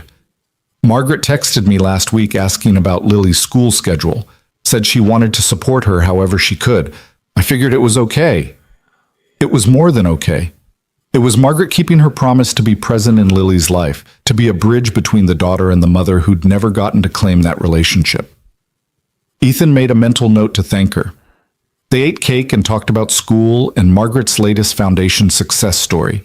A mother and daughter reunited after 30 years apart, both of them crying in the foundation office while Margaret facilitated their first conversation. Lily listened with rapt attention, asking questions about adoption and reunion that made Ethan's throat tight. "Do you think everyone should know their biological parents?" Lily asked. "Even if they're happy with their adoptive family?" "I think everyone deserves the choice," Ethan said carefully. "Some people need that connection to feel complete. Others are happy without it. There's no right answer. But if someone wanted to find their biological parents, the foundation would help. That's exactly what it's for." Lily nodded slowly, and Ethan saw wheels turning behind her eyes. She was filing this information away, building a framework for understanding that would eventually include her own story. The question was whether Ethan would be the one to fill in those blanks, or whether Lily would piece it together herself. After Marie left and Lily went to bed, Ethan sat at his kitchen table with Victoria's letters spread in front of him. The one for Lily, the one for him, and a third letter he'd found in Victoria's journal, one she'd never finished, dated 2 days before her death. "Dear Lily, I'm trying to write this letter for the 3rd time. I keep starting and stopping because I don't know how to explain what I need to say. I'm your mother, not the mother who raised you. Sarah was that, and from everything your father has told me, she was wonderful. But I'm the mother who gave birth to you, who carried you for 9 months, and then made the hardest choice of my life. I found you 6 months ago. I've been working up the courage to tell you ever since. But I'm scared, Lily. Scared you'll hate me for giving you up. Scared you'll think I didn't want you. Scared that knowing the truth will hurt more than not knowing. But you deserve the truth. You deserve to know that I..." The letter ended there, unfinished. Victoria had run out of time to find the words. Ethan's phone rang, pulling him from his thoughts. Margaret's name on the screen. "I'm sorry to call so late," she said, "but I need to tell you something. The investigator who Victoria hired to find Lily, he contacted me today. He has more documents. Things Victoria requested but didn't live long enough to receive." "What kind of documents?" "Everything. Hospital records from Lily's birth. Photos from the foster family who had her before you and Sarah adopted her. Even a video. The adoption agency recorded Victoria signing away her parental rights. The investigator said Victoria wanted a complete record so that when the time came to tell Lily, she'd have proof. Evidence that it was all real." Ethan felt his stomach drop. "Why is he giving them to you now?" "Because his contract with Victoria included a clause that if she died before receiving the documents, they'd be transferred to me as her next of kin. He said Victoria was very specific about wanting them preserved, about wanting Lily to have them someday. I don't know if I'm ready to see any of that. You don't have to, but I think I do. I need to see my sister sign away her daughter. I need to understand what that cost her." Margaret's voice was thick with emotion. "Will you come with me?" Tomorrow? The investigator's office is in Belltown. I don't want to do this alone. Against every instinct telling him to refuse, Ethan said yes. The next afternoon, Ethan and Margaret sat in a private conference room while the investigator, a middle-aged man named Robert Chen who looked perpetually exhausted, spread documents across the table like he was presenting evidence in a trial. Victoria was very thorough, Robert said. She wanted to know everything about Lily's placement, every detail of the adoption. She paid me to track down everyone involved, social workers, foster parents, even the nurse who was in the delivery room. He pulled out a manila folder and extracted several photographs. The first showed a teenage Victoria in a hospital bed, her face pale and drawn, her eyes hollow with grief. She was staring at something off camera with an expression of such profound loss that Ethan had to look away. This was taken an hour after Lily was born, Robert explained. The nurse told me Victoria refused to hold the baby, said she was afraid if she held her even once, she wouldn't be able to let go. Margaret made a sound like a wounded animal. Ethan reached over and took her hand, squeezing hard. The next photos showed Lily, hours old, days old, weeks old, in the arms of foster parents Ethan didn't recognize. A couple in their 50s who'd cared for her during the 2-month wait before the adoption was finalized. They looked kind, but there was a professional distance in their expressions. They'd known Lily was temporary. The foster mother kept a journal, Robert said, producing a leather-bound book. She wrote about Lily every day, what she ate, when she slept, the first time she smiled. Victoria asked me to obtain a copy. The foster mother agreed once she understood why. Ethan opened the journal with trembling hands. The entries were brief but detailed. Baby Elle slept through the night for the first time. Baby Elle reached for a toy today. Baby Elle smiled when I sang to her. Whoever this woman was, she'd cared for Lily with genuine affection. And then she'd handed her over to Sarah and Ethan and walked away, the way you did when you were a professional caregiver and attachment was a liability. And this, Robert said quietly, pulling out a tablet, is the video Victoria requested. It's from the hospital. The social worker filmed it as part of the standard adoption procedure. He pressed play, and suddenly Victoria was there, 16 years old, impossibly young, sitting in a hospital room with a social worker who looked like she'd seen too much heartbreak to be moved by one more broken girl.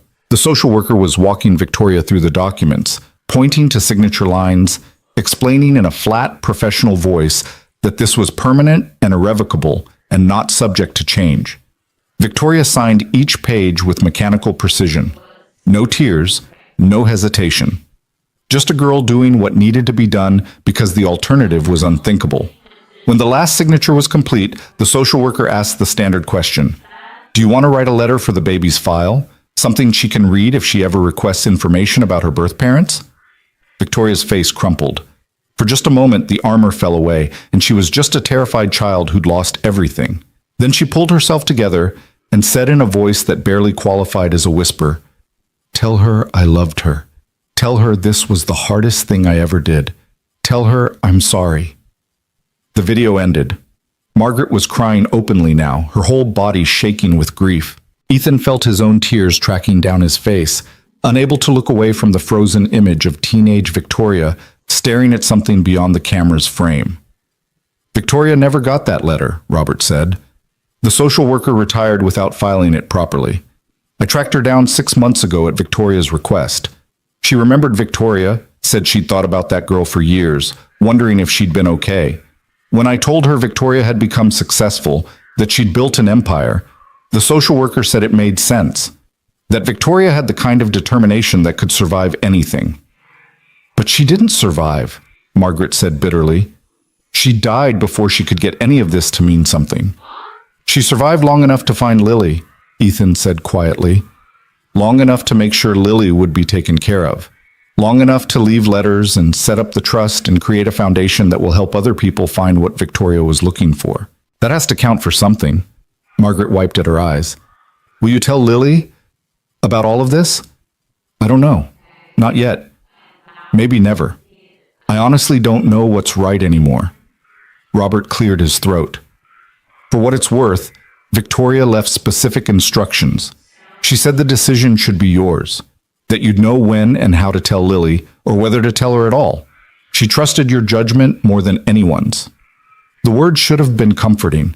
Instead, they felt like another weight added to the crushing pile of responsibility Ethan carried. They spent another hour reviewing documents, medical records, adoption paperwork, even report cards from Victoria's high school years showing straight A's earned while pregnant and terrified. Every piece of paper was a window into a life interrupted, a childhood stolen, a choice that would echo across decades. When they finally left Robert's office, Margaret and Ethan walked in silence through downtown Seattle, neither quite ready to return to their normal lives after bearing witness to Victoria's grief. "I'm going to tell Lily," Ethan said finally, surprising himself with the certainty in his voice. "Not today, maybe not for years, but eventually, because Victoria was right. Lily deserves to know where she came from. She deserves to know she was loved by someone who couldn't keep her, but never stopped hoping she was happy." Margaret nodded. "Thank you for being brave enough to do what Victoria couldn't." "Victoria was brave. She just ran out of time." They parted ways at Margaret's car, and Ethan drove home with his head full of images he couldn't unsee. Teenage Victoria signing away her rights, baby Lily in the arms of foster parents, the hollow look in Victoria's eyes that suggested a piece of her soul had died in that hospital room and never fully regenerated. At home, Lily was doing homework at the kitchen table, completely absorbed in a math problem. She looked up when Ethan entered and smiled. Victoria's smile, though she'd never know it. "Dad, can you help me with this equation? I'm stuck." Ethan set down his bag and moved to look over her shoulder, grateful for the normalcy of homework and the simple comfort of helping his daughter solve problems that had clear, definable answers. Some problems couldn't be solved with equations. Some truths were too complicated for formulas. But this, helping Lily understand how to isolate variables and find solutions, this was something he could do. "Let's work through it together," Ethan said, pulling up a chair beside her. And for the next hour, they sat together doing math, the letters from Victoria locked in Ethan's desk upstairs, the weight of secrets temporarily suspended by the simple act of being present for his daughter. Because that's what Victoria had wanted most. Not for Lily to know her story immediately, not for the truth to disrupt a childhood that was happy and stable, but for Lily to be loved and supported and given every opportunity to thrive. The truth could wait. The love couldn't. So Ethan did what Victoria had trusted him to do. He loved Lily completely, protected her fiercely, and carried the weight of her origin story until she was strong enough to hold it herself. It wasn't the ending Victoria had hoped for, but it was the beginning of something else. Something that would take years to fully understand, but which started here, in this quiet moment of a father helping his daughter with homework, while her mother's ghost watched from the margins, finally at peace. The months turned into a year, and Ethan learned to carry Victoria's secret the way you carry an old injury, constantly aware of it, but functional enough that most people couldn't tell you were damaged. He threw himself into running Hale Technologies with a dedication that surprised even him, making decisions he hoped Victoria would have approved of, building on her foundation rather than trying to reshape it in his own image. The company thrived. Under Ethan's leadership, they expanded into educational software for underserved communities, launched a scholarship program for children of single parents, and maintained the employee-first culture that Victoria had insisted on, even when the board pushed back. Gerald Hamilton eventually resigned in frustration, selling his shares to a venture capital firm that understood what Ethan was building. "You're doing something remarkable here," Jennifer told him one afternoon in late November, almost exactly a year after Victoria's death. They were reviewing quarterly reports that showed record profits alongside record employee satisfaction scores. Victoria would be proud. "I hope so," Ethan said, though he wasn't sure proud was the right word. Victoria had entrusted him with her company because she'd wanted to protect Lily's inheritance, not because she'd believed he was some visionary CEO. He was just trying not to destroy what she'd built. At home, Lily was 10 now and growing more perceptive by the day. She'd formed a close relationship with Margaret, who took her to museums and bookstores and told her carefully edited stories about Victoria, the business success, the charitable work, the woman who'd built something meaningful from nothing. But never the truth. Never the connection that would make all those stories personal rather than aspirational. "Mrs. Chen says Miss Victoria used to work 3 jobs when she was young," Lily said one evening during dinner. They'd established a routine over the past year. Ethan cooked, Lily set the table, and they ate together every night unless work made it impossible. She said Miss Victoria knew what it was like to have nothing, so she always tried to help people who were struggling. That's true, Ethan said. Victoria came from a difficult background. Everything she achieved, she earned. Do you think that's why she left me the money? Because she knew what it was like to worry about the future? Ethan's fork paused halfway to his mouth. Lily had asked variations of this question before, but never quite so directly. I think Victoria saw potential in you. She believed in investing in people who would use opportunities wisely. But she barely knew me. We only met a few times. Lily was watching him with that intense gaze she'd inherited from Victoria, the one that made Ethan feel like she could see through every careful lie he'd constructed. It doesn't make sense, Dad. People don't leave fortunes to random kids. You weren't random to Victoria. You were special. But why? The question hung in the air between them, demanding an answer Ethan couldn't give. Not yet. Lily was too young, too innocent, too unprepared for the weight of knowing that her birth mother had been hidden in plain sight, that every kindness had been an expression of love that couldn't be spoken. Some things don't have easy answers, Ethan said finally. Sometimes people make choices based on feelings that are too complicated to explain. Lily accepted this with visible frustration, returning to her dinner with the air of someone filing away information for future reference. Ethan knew he was running out of time. Lily was smart enough to piece together the truth eventually, and when she did, she'd remember all the times he'd deflected and evaded, and she'd wonder why he'd lied. That night, after Lily was asleep, Ethan pulled out Victoria's letters for what must have been the 100th time. He'd memorized every word, every comma, every place where Victoria's handwriting had wavered with emotion. The letters were both comfort and torture, proof that Victoria had loved Lily, but also proof that Ethan was failing to honor her final wishes. His phone buzzed with a text from Margaret. The foundation just facilitated its 100th reunion, a mother and son separated for 40 years. They're both crying in my office, and I can't stop thinking about Victoria, about how she never got her reunion. Ethan typed back, "She got close. That counts for something." 3 dots appeared, disappeared, appeared again. Finally, does it? Or does it just make the tragedy worse, knowing she was so close but ran out of time? He didn't have an answer to that. Instead, he wrote, "How's your Thursday? Lily has a school concert. She'd love it if you came." "I'll be there. Wouldn't miss it." Margaret had become a fixture in Lily's life over the past year, attending school events and birthday parties and casual dinners with the comfortable presence of someone who belonged. Lily had started calling her Aunt Margaret a few months ago, and Margaret had cried when she'd heard it, understanding the significance even if Lily didn't. Thursday evening arrived cold and clear, the kind of November night that promised winter was coming but hadn't quite committed to snow. Ethan and Margaret sat together in the school auditorium, surrounded by other parents wielding phones and cameras, waiting for the 5th grade concert to begin. "She's nervous," Ethan whispered as the lights dimmed. "She's been practicing her solo for weeks." "She'll be perfect," Margaret said, with the certainty of someone who'd seen Victoria succeed against impossible odds and recognized the same determination in her daughter.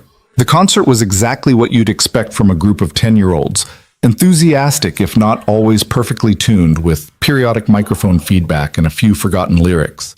But when Lily stepped forward for her solo, something shifted. Her voice was clear and strong, carrying across the auditorium with a confidence that belied her age, and Ethan felt his throat tighten with pride. Beside him, Margaret was openly crying. She has Victoria's stage presence, that same ability to command a room without trying. After the concert, they waited outside the auditorium for Lily to emerge. She came bounding out with her best friend Emma, both girls flushed with excitement and talking over each other about how well it had gone. "You were amazing," Ethan said, pulling Lily into a hug she only half-heartedly resisted. "It was pretty good," Lily agreed with the careful modesty of someone who knew exactly how well they'd performed. "Did you see when Tommy dropped his music? I thought he was going to cry." "I was too busy watching you," Margaret said. "You were the best one up there." Emma's parents called her over, and suddenly it was just the 3 of them standing in the parking lot. Ethan, Margaret, and Lily, looking like a family, even though one crucial piece was missing.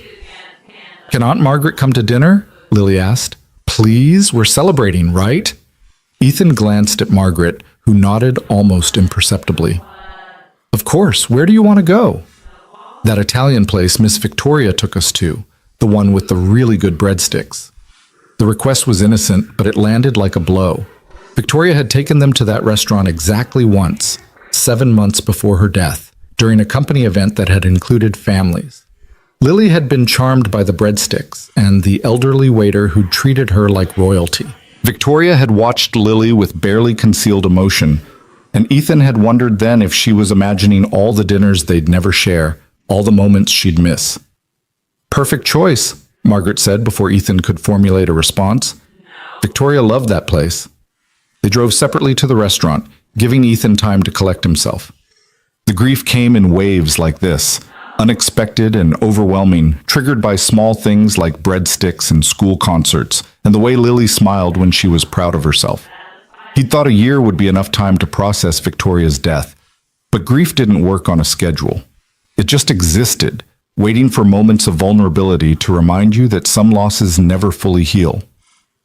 The restaurant was warm and crowded, filled with the comfortable noise of families enjoying dinner together. They were seated at a corner booth, and Lily immediately asked for breadsticks while poring over the menu like she was decoding ancient texts. "I'm going to get the lasagna," Lily announced. "That's what I had last time, and it was amazing." "Last time?" Margaret asked carefully. "When Miss Victoria brought us here. Remember, Dad? It was after that work thing, and she said we should all get dinner together." Lily's expression turned wistful. "She was really nice. I wish I'd gotten to know her better." Ethan and Margaret exchanged glances across the table. This was the opening they'd been waiting for, the chance to tell Lily something closer to the truth without revealing everything. But before either of them could speak, Lily continued. "Emma says her parents knew Miss Victoria from some business thing, and they were really sad when she died.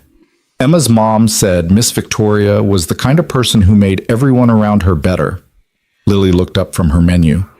"Is that true? Did Miss Victoria make you better, Dad?"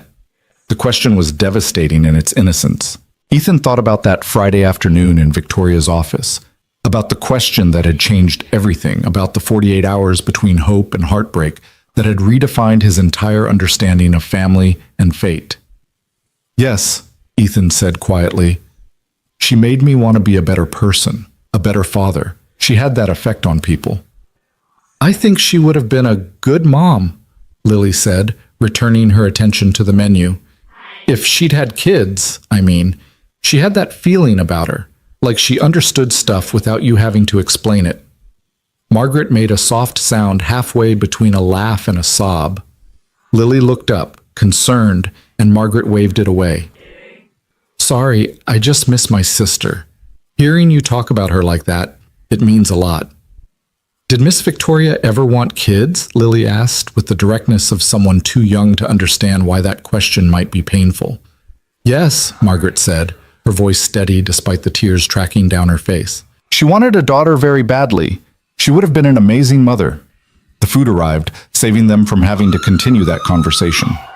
They ate and talked about school and the foundation and Lily's upcoming birthday, the conversation flowing easily around the truth that couldn't yet be spoken. But Ethan felt it pressing against his chest like a living thing, demanding to be released. After dinner, Ethan drove Lily home while Margaret followed in her own car. They'd fallen into this pattern over the past few months, Margaret joining them for family events, staying for movie nights and game nights, and the comfortable domesticity of ordinary life. She was building a relationship with Lily piece by piece, moment by moment, in a way Victoria never got the chance to do. At home, Lily went upstairs to get ready for bed, while Ethan and Margaret sat in the living room nursing glasses of wine and the comfortable silence of people who'd been through something terrible together and come out the other side, changed, but functional. "She's going to figure it out soon," Margaret said finally. "The questions are getting more specific. The connections are too obvious. It's only a matter of time before she puts it together." "I know. I've been thinking the same thing." Ethan swirled the wine in his glass, watching the liquid catch the light. "Part of me wants to tell her now, before she figures it out herself. But another part keeps thinking she's too young, that she's not ready for that kind of truth. She's Victoria's daughter. She's stronger than you think. That's what scares me. If she's like Victoria, she'll internalize this. She'll wonder why I waited so long to tell her. She'll question everything, every kindness Victoria showed her, every gift, every smile. She'll reframe her entire childhood around this secret I kept. Margaret leaned forward, her expression intense. Then tell her the truth. Not the sanitized version, not the easy story, the real truth. Tell her about the 16-year-old girl who chose adoption because she loved her daughter too much to keep her. Tell her about the successful CEO who spent 6 months working up the courage to reveal herself. Tell her about the letters and the trust fund and the foundation built on the hope that other families might be luckier than Victoria was. What if it breaks her? What if it doesn't? What if knowing the truth makes her stronger? What if understanding where she came from gives her the foundation to become everything Victoria hoped she could be? Margaret set down her wine glass. Victoria trusted you with this decision. She believed you'd know the right time. Maybe the right time is now. Upstairs, Lily called down. Dad, I'm ready for bed. Ethan stood up, the weight of the decision pressing down on him. Let me think about it. Maybe after her birthday? Or maybe... Stop looking for the perfect moment, Margaret interrupted gently. There is no perfect moment for this kind of truth. There's just the moment when keeping the secret becomes more damaging than revealing it.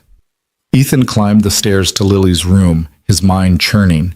She was sitting up in bed with Victoria's book, the collector's edition of The Little Princess that she'd read dozens of times but couldn't seem to put down. This is still my favorite book, Lily said as Ethan settled into the chair beside her bed. I like how Sarah Cruz stays kind even when everything is terrible. Miss Victoria knew exactly what kind of books I'd love. She paid attention, Ethan said. That was one of her gifts, seeing people clearly and knowing what they needed. Dad? Lily's voice was small, uncertain. Can I ask you something?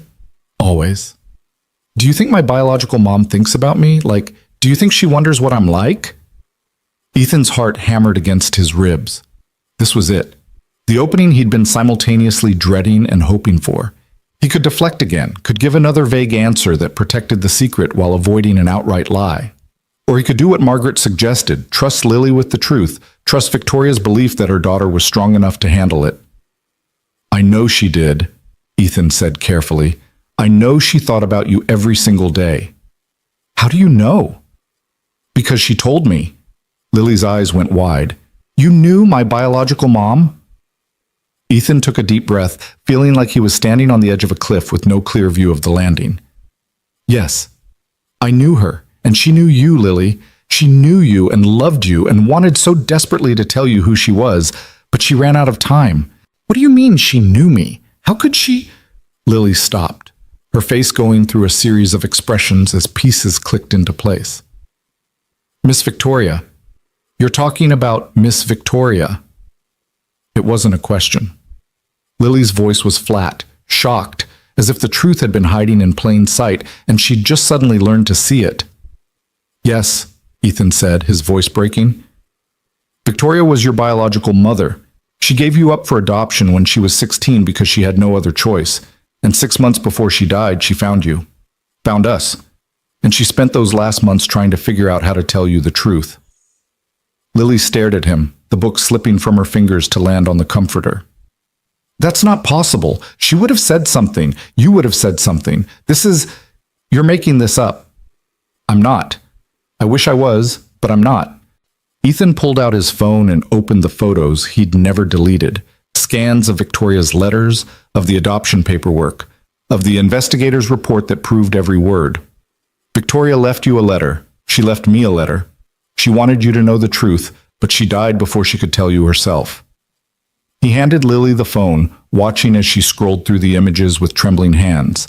Her face was pale, her eyes wide and disbelieving, and Ethan felt like he was watching his daughter's childhood crack apart in real time.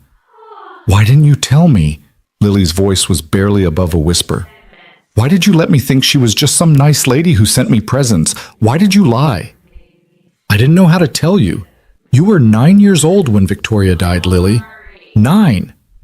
How was I supposed to explain that your birth mother had been part of your life all along, that she'd loved you from a distance but couldn't claim you?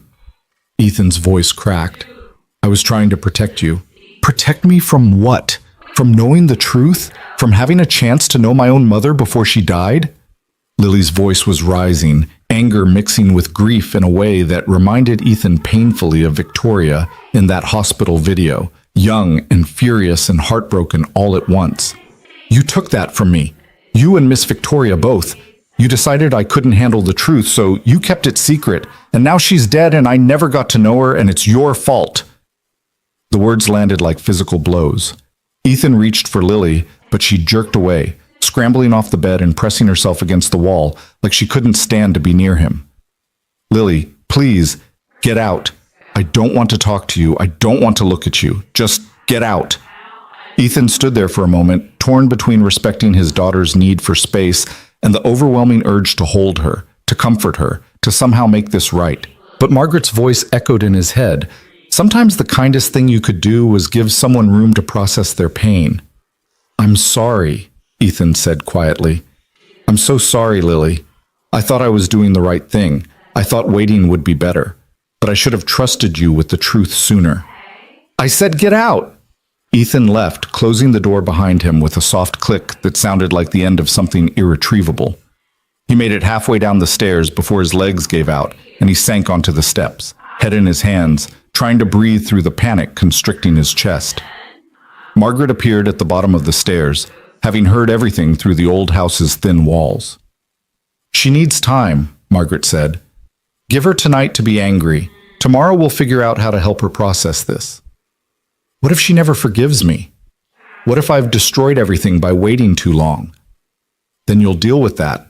But right now she's hurting, and hurt turns into anger because anger is easier to manage. She'll come around. Victoria's daughter is strong. She'll get through this. But Ethan wasn't so sure. He'd seen the betrayal in Lily's eyes, the sense that everything she'd believed about her life had been a carefully constructed lie. And maybe it had been.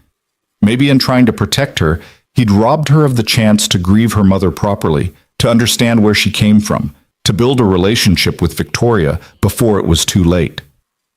Upstairs, he heard the sound of Lily crying, deep, wrenching sobs that tore through the house and straight into Ethan's heart. He wanted to go to her, to hold her the way he had when she was little, and nightmares woke her up scared and crying. But she'd asked him to leave, and this time her pain was his fault. Margaret stayed until nearly midnight, helping Ethan process his own guilt and fear while they listened to Lily cry herself to sleep. When the house finally went quiet, Margaret stood to leave. She'll come talk when she's ready, Margaret said at the door. And when she does, be honest with her. Tell her everything, the good and the bad. She deserves the whole truth, not just the parts we think she can handle. After Margaret left, Ethan poured himself another glass of wine he didn't drink and sat in the dark living room, staring at nothing. The clock on the wall ticked past midnight, then 1, then 2. Sleep felt impossible. Every time he closed his eyes, he saw Lily's face, the moment the truth landed, the way betrayal had replaced trust, the pure devastation of realizing her entire understanding of her life had been wrong. Around 3 in the morning, he heard footsteps on the stairs. Lily appeared in the doorway of the living room, her face puffy from crying, Victoria's book clutched against her chest like a shield. I can't sleep, she said, her voice small and broken. Me neither. Lily crossed the room and sat on the opposite end of the couch, as far from Ethan as possible, while still being in the same space. They sat in silence for a long moment, the distance between them feeling wider than the few feet of cushion and air. I read the letters, Lily said finally, the ones from Miss Victoria, the ones you should have shown me a year ago. I know, I should have, I'm sorry. Stop apologizing, it doesn't fix anything. Lily pulled her knees up to her chest, making herself small. She said she loved me, in the letter. She said giving me up was the hardest thing she ever did. It was. She never stopped thinking about you, Lily. Every success she had, every milestone, it was all shaped by the choice she made to give you a better life. But I didn't get to know her. I didn't get to tell her I would have understood. I didn't get to say goodbye. Fresh tears tracked down Lily's face. And that's your fault. You kept it secret and she died, and now I'll never know what it would have been like to have her as my mom. The accusation hung in the air, true and terrible. Ethan had robbed Lily of the chance to know Victoria while she was alive, had taken away precious months when they could have been building a relationship, could have been creating memories that would outlast Victoria's death. You're right, Ethan said. I made the wrong choice. I thought I was protecting you, but what I was really doing was protecting myself. I was scared of what it would mean to share you with Victoria, scared of what would change if you knew the truth. And that fear cost you the chance to know your mother. I'm sorry doesn't begin to cover that, but I don't know what else to say. Lily wiped at her eyes with the sleeve of her pajamas. Aunt Margaret says Miss Victoria wanted me to have all her documents, all the stuff about the adoption and everything. She did. It's all here whenever you're ready to see it. I want to see it now. All of it. I want to know everything about her. Where she came from, what she was like when she was young, why she gave me up, why she came looking for me, everything you've been keeping from me. Ethan nodded and went to his office, returning with the box he'd kept locked in his desk drawer for the past year. Inside were Victoria's journals, the investigators' reports, the hospital records, the video of teenage Victoria signing away her parental rights. All the pieces of a story Lily deserved to know. They spent the rest of the night going through the documents together, Ethan explaining context while Lily read and questioned and processed. She watched the video 3 times, her face expressionless, and when it ended the final time she said, "She was just a kid. She was barely older than I am now." She was 16, alone and scared and doing the best she could with impossible choices. Why didn't her parents help her? Why did they make her choose between me and having a home? Because some people aren't good parents. Victoria's father was violent. Her mother was too afraid to stand up to him. Victoria chose to protect you from that, from growing up in a house where love was conditional and safety wasn't guaranteed. Lily absorbed this, turning it over in her mind. So she gave me to you and Mom because you could give me what she couldn't. Yes, and she never regretted that choice, Lily. She spent her whole life making sure it was the right one, building a company, creating opportunities, setting up the trust fund so you'd be taken care of. Everything she did was for you. But she never got to tell me herself. She died before we could have a real conversation, before I could tell her I understood. Lily's voice cracked. I keep thinking about that last time I saw her, at the company picnic. She smiled at me and I smiled back and I didn't know. I didn't know she was my mom. I didn't know to pay attention. I didn't know to remember every detail because it would be the last time.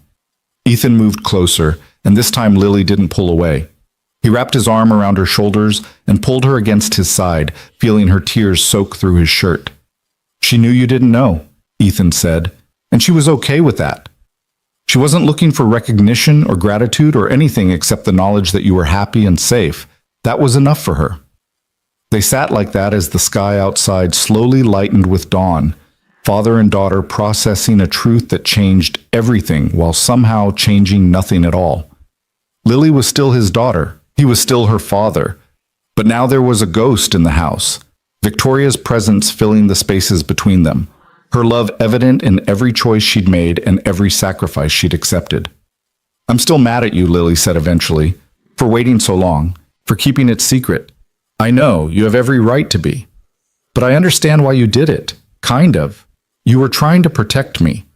She pulled back to look at him, her eyes red but clearer now. Miss Victoria's letter said you were the best father she'd ever known, that watching you raise me made her believe she'd made the right choice. She was generous with her praise. No, she was right. Lily wiped at her face. You're a good dad. Even when you make mistakes, you're trying to do what's best for me. I know that. The forgiveness felt unearned, but Ethan accepted it gratefully, understanding that they'd have many more conversations about this, many more moments when Lily's anger would resurface as she continued processing the truth. This was just the beginning of a long journey toward understanding. What do we do now? Lily asked. With all this information, with knowing the truth? Whatever you need to do. If you want to learn more about Victoria, Margaret can tell you stories I don't know. If you want to visit her grave, we can do that. If you need time to be angry or sad or confused, you take that time.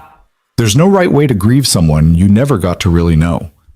Lily nodded slowly, exhaustion finally catching up with her. Can I keep these, the letters and stuff? They're yours. They always were. She gathered up the documents carefully, as if they were sacred texts, and stood up. At the base of the stairs, she paused and looked back at Ethan.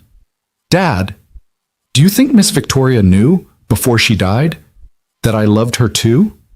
Even though I didn't know who she was? The question broke something in Ethan's chest that had been holding together through sheer force of will. Yes, I think she knew, and I think that meant everything to her. Lily nodded and climbed the stairs, leaving Ethan alone with his guilt and his grief and the faint hope that maybe, eventually, they'd find their way through this together. The truth was out now, messy and painful and impossible to take back, but it was also liberating in its way. No more secrets, no more lies, just the complicated reality of a family built across loss and love and the impossible weight of choices made in desperation and hope. Outside, the sun was rising over Seattle, turning the sky pink and gold. A new day, a new beginning. And somewhere, Ethan hoped, Victoria was at peace, knowing her daughter finally understood where she came from and why. The weeks following that long night were harder than Ethan had anticipated. Lily threw herself into learning everything she could about Victoria, spending hours with Margaret listening to stories about the sister who'd raised her, who'd fought their way out of poverty together, who'd built an empire on determination and the kind of courage that comes from having nothing left to lose. She used to make me practice my times tables while we walked to school, Margaret told Lily one Saturday afternoon in December. They were at Margaret's apartment, going through boxes of Victoria's belongings that had been in storage for months. I hated it at the time, but she said education was the only thing our parents couldn't take away from us. She was 14 and already thinking like that, like survival required preparation.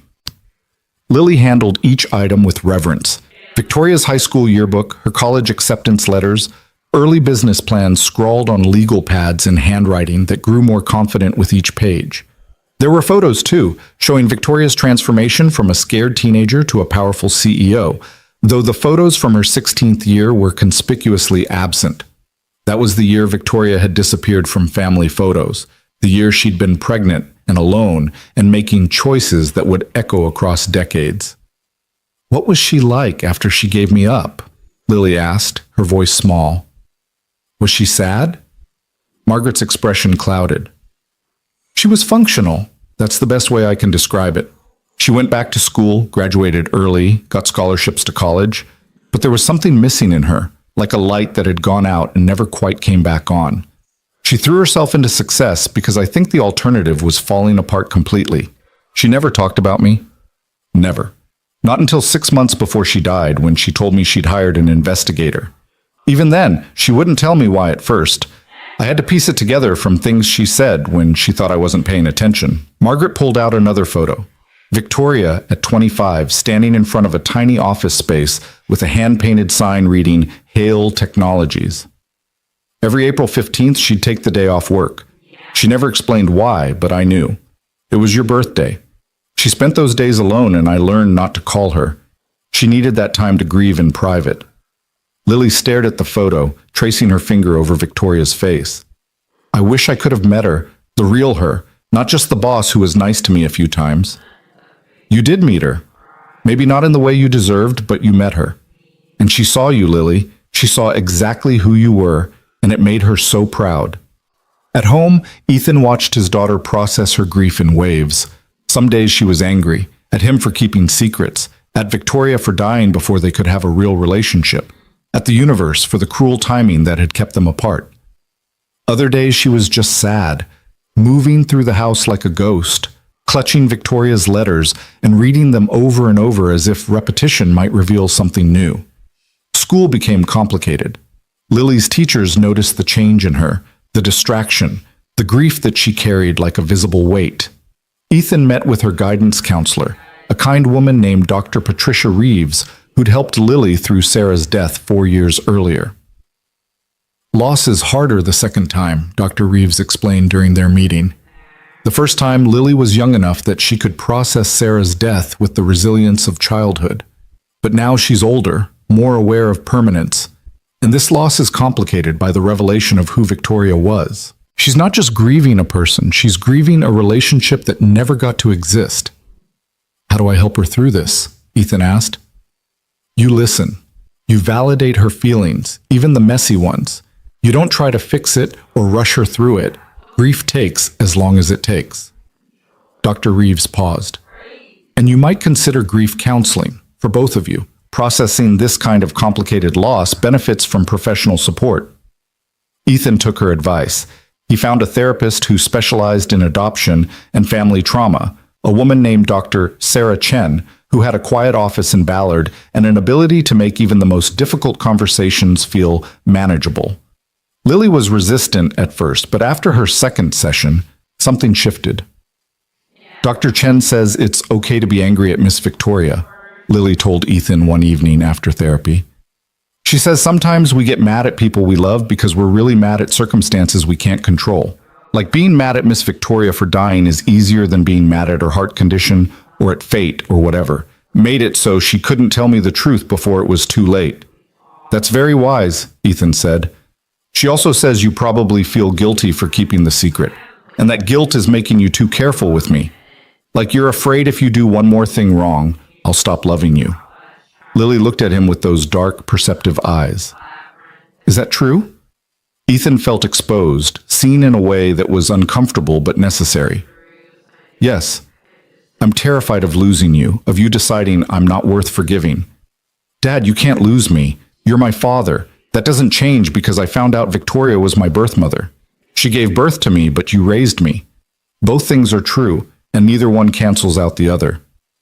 Lily moved closer, settling beside him on the couch. Dr. Chen says families are built on choices as much as biology. Victoria chose to give me to you and Mom. You chose to keep loving me after Mom died. Those choices matter more than DNA. The maturity in her voice was startling. Somewhere in the past few weeks, Lily had grown up in ways Ethan hadn't noticed, forced into early adulthood by truths too heavy for her age, but which she was carrying anyway because she had no other choice. When did you get so wise? Ethan asked, his voice thick. I've always been wise. You just weren't paying attention. But she was smiling, and the smile was genuine. And for the first time since that terrible night when he told her the truth, Ethan felt like maybe they'd survive this. Christmas approached with the weight of significance. It would be their first major holiday since Lily learned the truth, the first Christmas where Victoria's absence was a conscious loss rather than a vague sense of something missing. Ethan wanted to make it special, wanted to create new traditions that honored Victoria's memory while still maintaining the life they'd built together. Margaret suggested they spend Christmas Eve at Victoria's house, the glass and steel mansion in Magnolia that had sat empty since her death, maintained by a property management company but untouched by human presence for over a year. Victoria loved Christmas, Margaret said when she proposed the idea. She'd decorate the entire house, invite people over, make this huge dinner even though she couldn't cook to save her life. The house deserves to be celebrated in one more time before we decide what to do with it long term. Ethan was hesitant, but Lily jumped at the idea. I want to see where she lived. I want to understand what her life was like when she wasn't at work, pretending to be just my boss. So on Christmas Eve, the three of them converged on Victoria's house with bags of groceries, boxes of decorations, and the nervous energy of people about to walk through a museum dedicated to someone they'd loved and lost. The house was exactly as Victoria had left it, immaculate, expensive, and somehow lonely despite its beauty. She had good taste, Lily observed, running her hand along the smooth marble countertop in the kitchen. But it doesn't feel like a home, it feels like a hotel. Margaret nodded. Victoria never really learned how to make a place feel lived in. She grew up in chaos, so as an adult she craved order. But order isn't the same as comfort. They spent the afternoon decorating, stringing lights and hanging ornaments while Christmas music played from Victoria's expensive sound system. Ethan cooked dinner, nothing fancy, just the traditional Christmas Eve meal his own mother used to make, while Lily and Margaret set the table using Victoria's fine china that had probably never been used for an actual meal. As the sun set and the city lights of Seattle sparkled in the distance, they sat down to eat in Victoria's formal dining room, 3 people filling a space designed for 12. It should have felt awkward, but instead it felt right. like they were claiming the space for Victoria, filling it with the family energy she'd never been able to create for herself. "I found something yesterday," Margaret said as they were finishing dessert. She pulled out a small box from her purse. Victoria kept it in her safe deposit box. "I think she was planning to give it to you, Lily, but she ran out of time." Inside the box was a necklace, a delicate gold chain with a small pendant in the shape of a compass. Lily lifted it carefully, watching the pendant catch the light. "Victoria bought this right after she found you," Margaret explained. "She told me it was a reminder that no matter how lost you feel, there's always a way home. She wore it every day for 6 months. I think she wanted you to have it, to know that she'd found her way back to you, even if it wasn't in the way she'd hoped." Lily fastened the necklace around her neck, her fingers trembling slightly. "It's perfect. Tell me more about her. Tell me everything." And Margaret did. For the next 2 hours, she told stories Ethan had never heard. About Victoria's first business failure, about the time she'd mortgaged everything to make payroll, about her habit of working until 3 in the morning and surviving on coffee and stubbornness. She told stories about Victoria's kindness, too, about the employees she'd helped through personal crises, about the scholarships she'd funded anonymously, about her belief that success meant nothing if you didn't use it to help others. She created the foundation's mission statement a week before she died, Margaret said. "She told me she wanted to help families find each other because she knew what it felt like to be separated from someone you loved. She said every day apart was a day wasted, and if she could help even one family avoid that waste, her own loss would mean something." "Do you think she knew she was going to die?" Lily asked. "Like, do you think she had a feeling and that's why she was trying to get everything in order?" Margaret considered this. "I think she was scared. Her heart condition had been stable for years, but something changed those last few months. She started having chest pains, getting winded easily. She knew something was wrong, but she didn't want to slow down. She wanted to accomplish everything before time ran out." "She wanted to tell me the truth," Lily said quietly, "before it was too late. That's why she invited Dad to coffee. That's why she was going to explain everything. But she died before she could finish." "Yes. And I think that's the only regret she would have had, not telling you herself. Not getting to see your face when you understood who she was." They cleaned up together, washing Victoria's expensive dishes and putting away leftovers in her perfectly organized refrigerator. As they were preparing to leave, Lily wandered into Victoria's home office, a room they'd avoided earlier because it felt too personal, too much like trespassing. "Dad," Lily called, "come look at this." Ethan and Margaret joined her in the office. Lily was standing in front of a wall of photographs, a timeline of Victoria's life captured in images. There were gaps, places where photos should have been, but weren't, and Ethan realized these were the missing years. The year Victoria had been pregnant, the years immediately after, when she'd been rebuilding herself from scratch. But at the end of this timeline, tacked up in the corner, where it would be the last thing Victoria saw before leaving her office each day, was a photo of Lily. It had been taken at the company picnic, capturing Lily mid-laugh, her face bright with joy, and completely unaware she was being photographed. "She looked at this every day," Lily said, her voice breaking. "This is what she saw every morning before she went to work. Me. Happy. That's all she ever wanted," Margaret said. "To know you were happy." Lily reached up and carefully removed the photo from the wall, holding it against her chest. "Can I keep this?" "Everything in this house belongs to you eventually," Margaret said. "Victoria left it all in trust. When you turn 25, this house, the company shares, all of it, it's yours. But until then, yes, you can keep whatever you want." They left Victoria's house as snow began to fall, soft and quiet, turning Seattle into something magical. In the car, Lily was quiet, processing everything she'd learned, everything she'd seen. Ethan glanced at her in the rearview mirror and saw her touching the compass necklace, her expression thoughtful. "Dad?" Lily said as they pulled into their driveway. "I don't think I want to wait until I'm 25 to do something with Victoria's legacy." "What do you mean?" "The foundation, the company, all of it exists because Victoria wanted to make a difference. But waiting until I'm 25 means 15 more years where I'm not doing anything. That doesn't feel right." "What are you suggesting?" "I want to be involved now, not running anything. I'm 10, I'm not stupid. but I want to volunteer at the foundation. I want to learn about the company. I want to understand what Victoria built so that when I'm old enough to take over, I'm ready. I want to honor her by continuing her work, not just inheriting it. Ethan felt pride swell in his chest. This was Victoria's daughter, determined, forward-thinking, unwilling to wait for life to happen when she could shape it herself. I think that's a wonderful idea, Ethan said. We'll talk to Margaret after Christmas. Figure out how to make it work. Christmas Day itself was quiet, just the two of them opening presents and watching movies and existing in the comfortable space of family. But that evening, Ethan found Lily in her room, writing in a journal she'd started keeping since learning the truth about Victoria. "What are you writing?" Ethan asked from the doorway. "A letter to Miss Victoria. Dr. Chen says sometimes it helps to write to people we've lost, even if they can't read it. It's a way of processing feelings that don't have anywhere else to go." "That's a good idea. What are you telling her?" Lily looked up, her eyes thoughtful. "I'm telling her I forgive her for not being brave enough to tell me sooner, for dying before we could have a real relationship, for all of it, because I understand now she did the best she could with impossible circumstances, and her best gave me a pretty amazing life." "Can I tell you something Victoria said to me?" Ethan asked, moving to sit on the edge of Lily's bed. "Right before she died, she told me she died loving me. Not romantically, she was clear about that, but she loved me as the father of her child, as the man who made you safe when she couldn't. She said that was enough for her, that knowing you were happy and loved was all she'd ever wanted." "Do you think she loved you, like romantically?" Lily asked.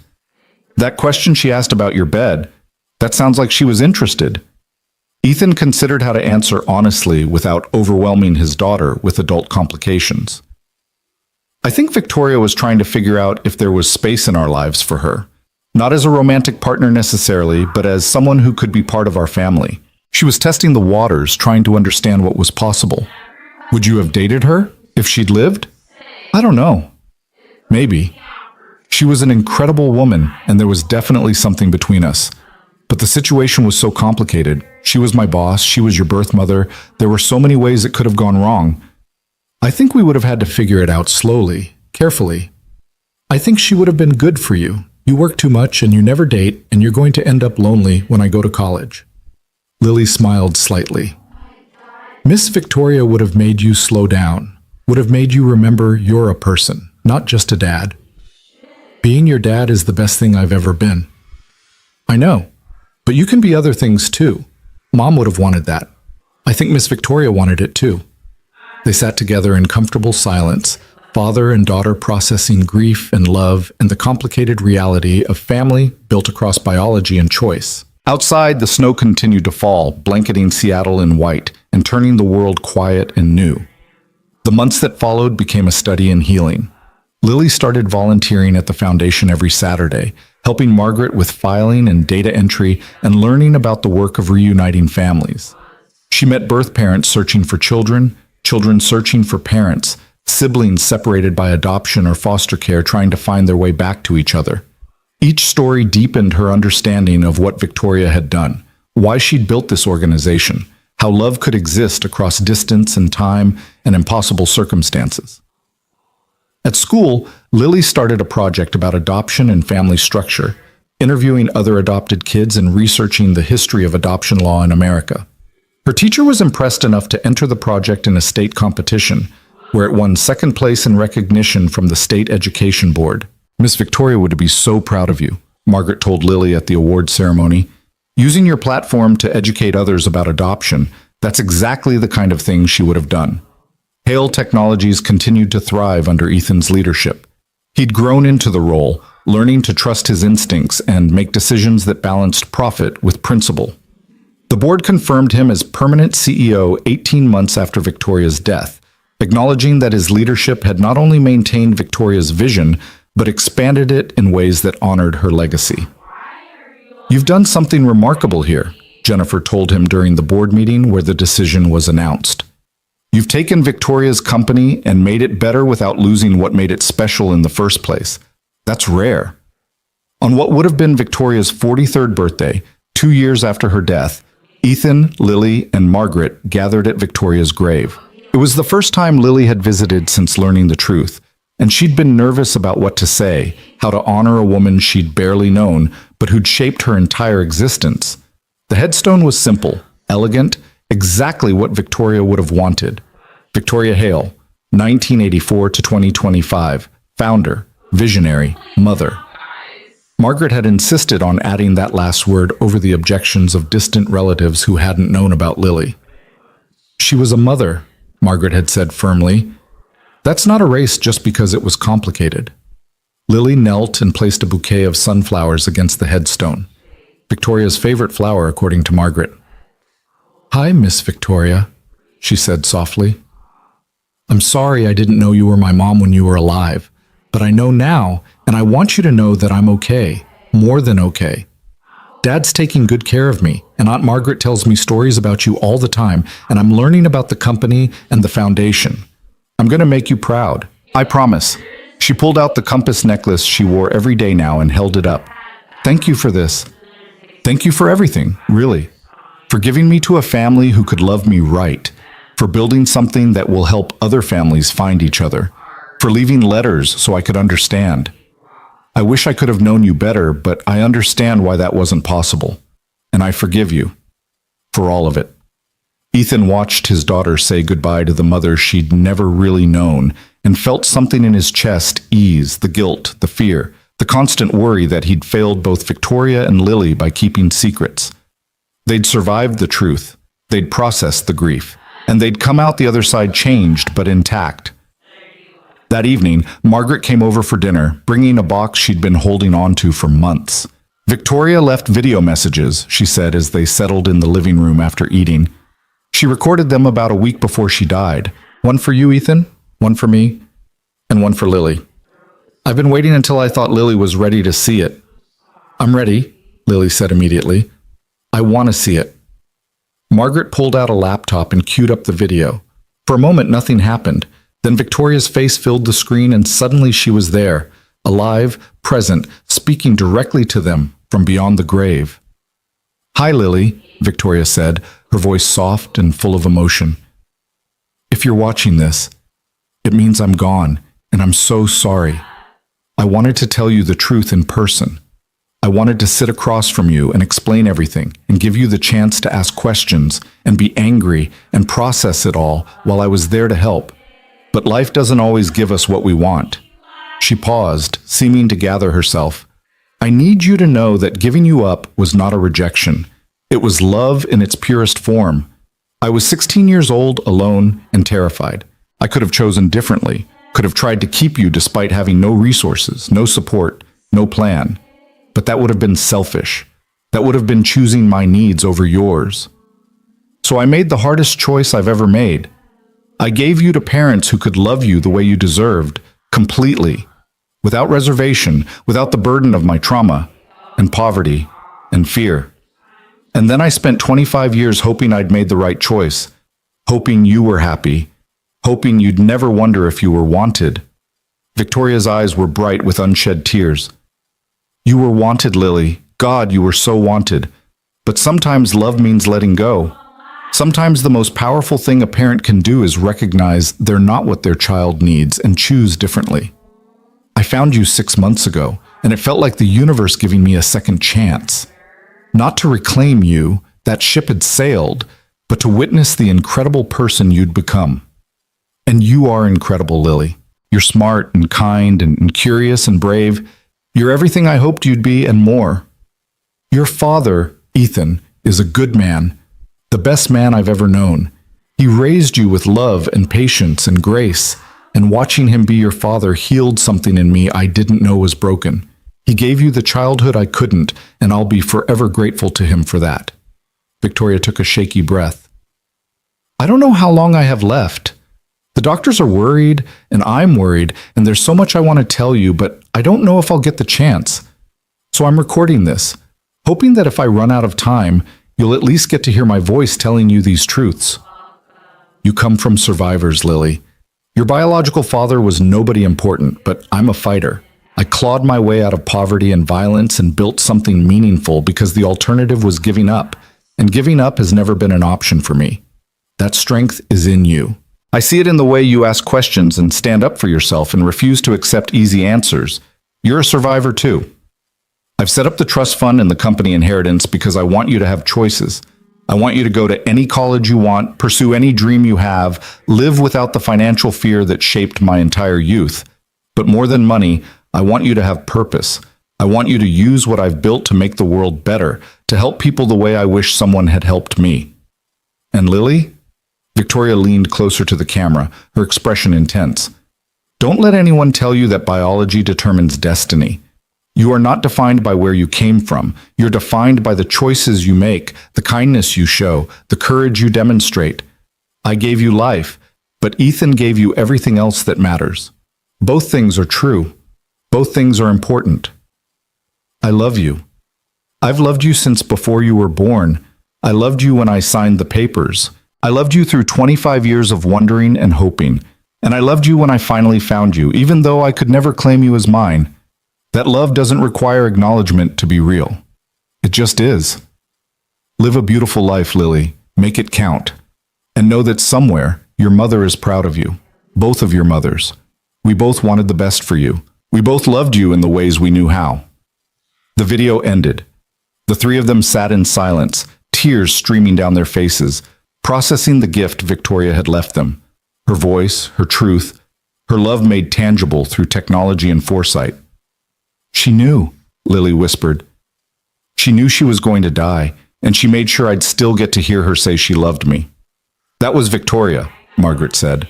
Always 3 steps ahead, always planning, always trying to protect the people she loved. Ethan pulled Lily close, holding her while she cried. Not the angry tears of betrayal, but the cleansing tears of grief finally allowed to flow freely. They cried for Victoria, for the life cut short, for the relationship that never got to fully form. But underneath the sadness was something else. Gratitude, understanding, and the kind of peace that comes from knowing the truth, however painful it might be. That night, after Margaret left and Lily was asleep, Ethan stood in his bedroom and looked at the bed Victoria had asked about. The bed that was big enough for 2, but which would remain his alone. He thought about that Friday afternoon, about the question that had changed everything, about the 48 hours between hope and heartbreak. Victoria had asked if his bed was big enough for 2, and he'd said yes. He'd meant it literally, practically, a question about logistics and space. But maybe Victoria had been asking something deeper. Maybe she'd been asking if his life was big enough for the complicated truth of who she was, if his heart had room for the messy reality of loving a child across the distance of biology and choice and impossible circumstances. The answer was still yes. His bed, his life, his heart, all of it was big enough. Big enough for Lily, for Victoria's memory, for Margaret's presence, for the foundation and the company and the legacy that would outlast all of them. Big enough for grief and joy to exist simultaneously. Big enough for the truth in all its complicated glory. Ethan pulled out his phone and opened the video Victoria had left for him, the one he hadn't been able to watch until now. Her face appeared on the screen and she was smiling, that rare, genuine smile he'd only seen a few times. "Hi, Ethan," she said.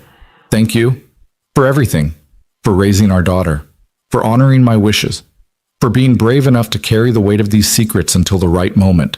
I know it wasn't easy, but you did it, and Lily is better for it. I need you to know something. That question I asked in my office about your bed being big enough for 2, I wasn't trying to seduce you, not exactly. I was trying to figure out if there was space in your life for me to be part of Lily's world, to be her mother in some capacity, even if she never called me that. You said yes. You said there was room, and even though I'm gone before we could figure out what that would look like, I want you to know that your answer meant everything to me. It meant I didn't die alone in my secret. It meant someone understood. Take care of our girl, Ethan. Love her enough for both of us. And when she's ready to hear about me, really hear about me, not just the sanitized version, but the whole messy truth, trust yourself to tell her right. You've been making the right choices for her since she was born. You don't need my permission to keep doing that. And Ethan, find love again. Bon, don't let grief or duty or the memory of what might have been keep you isolated. Lily needs to see you happy. She needs to know that life continues, that love is possible even after loss, That's the final gift you can give her, showing her how to build a future that honors the past without being imprisoned by it. Thank you for being you. Thank you for being the father I couldn't be. Thank you for making sure my daughter knew she was loved, even when that love came from shadows and secrets and the margins of her life. I died loving you, Ethan. Not romantically. We never got that far. But I loved you as a partner in the most important work I ever did, protecting Lily. That love is real, and it matters, and I hope it brings you comfort when the weight of all this gets too heavy. Goodbye, my friend. Take care of our beautiful girl. The video ended, and Ethan sat in the darkness of his bedroom, crying for the woman who'd asked if his bed was big enough and died before he could answer all the questions that mattered. But underneath the grief was something else, a bone-deep certainty that they'd done right by Lily, that Victoria's sacrifice and his secret-keeping and Margaret's bridge-building had given Lily exactly what she needed. The truth, wrapped in love, delivered at the right moment by people who put her needs above their own comfort. Downstairs, Lily slept peacefully, the compass necklace around her neck and Victoria's letters on her nightstand. She would carry Victoria's legacy forward, not as a burden, but as a gift, not as an obligation, but as a choice. She would build on the foundation of two mothers' love and one father's devotion and create something uniquely her own. And that was enough. That was everything. That was the future Victoria had died protecting, and the life Ethan had fought to preserve, and the truth Lily had been brave enough to accept. Some families are built on biology. Some are built on choice. The best ones, Ethan realized, are built on both, taking the raw material of circumstance and shaping it with love into something that transcends easy definitions. That's what they were now, a family built across loss and sacrifice and the complicated courage of telling the truth even when it hurt. In the morning, Lily would wake up and come downstairs for breakfast. They would talk about school and weekend plans and the foundation project she was working on. They would be normal, functional, whole, not despite the secrets that had been revealed, but because of them. Because truth, however painful, was the foundation on which real relationships were built. And somewhere, Ethan hoped Victoria was at peace. She'd asked if his bed was big enough for two, and the answer had been yes. Yes to the truth. Yes to the complexity. Yes to building a family from the fragments of loss and love and impossible circumstances. Yes to honoring her memory by raising their daughter to be brave and kind and unafraid of complicated truths. The bed was big enough. The life was big enough. The love was big enough for all of it, past and present, grief and joy, the mother who gave life and the father who raised her, and the daughter who would carry both their legacies into a future neither could fully imagine. It wasn't the ending Victoria had hoped for, but it was the beginning of something beautiful. A family redefined not by loss, but by the courage to love completely, to grieve honestly, and to build a future that honored every sacrifice made along the way. And in the end, that was the greatest gift Victoria could have given them. Not a perfect story, but a true one. Not an easy life, but a meaningful one. Not certainty, but the courage to face uncertainty together. That was enough. That was everything. That was love.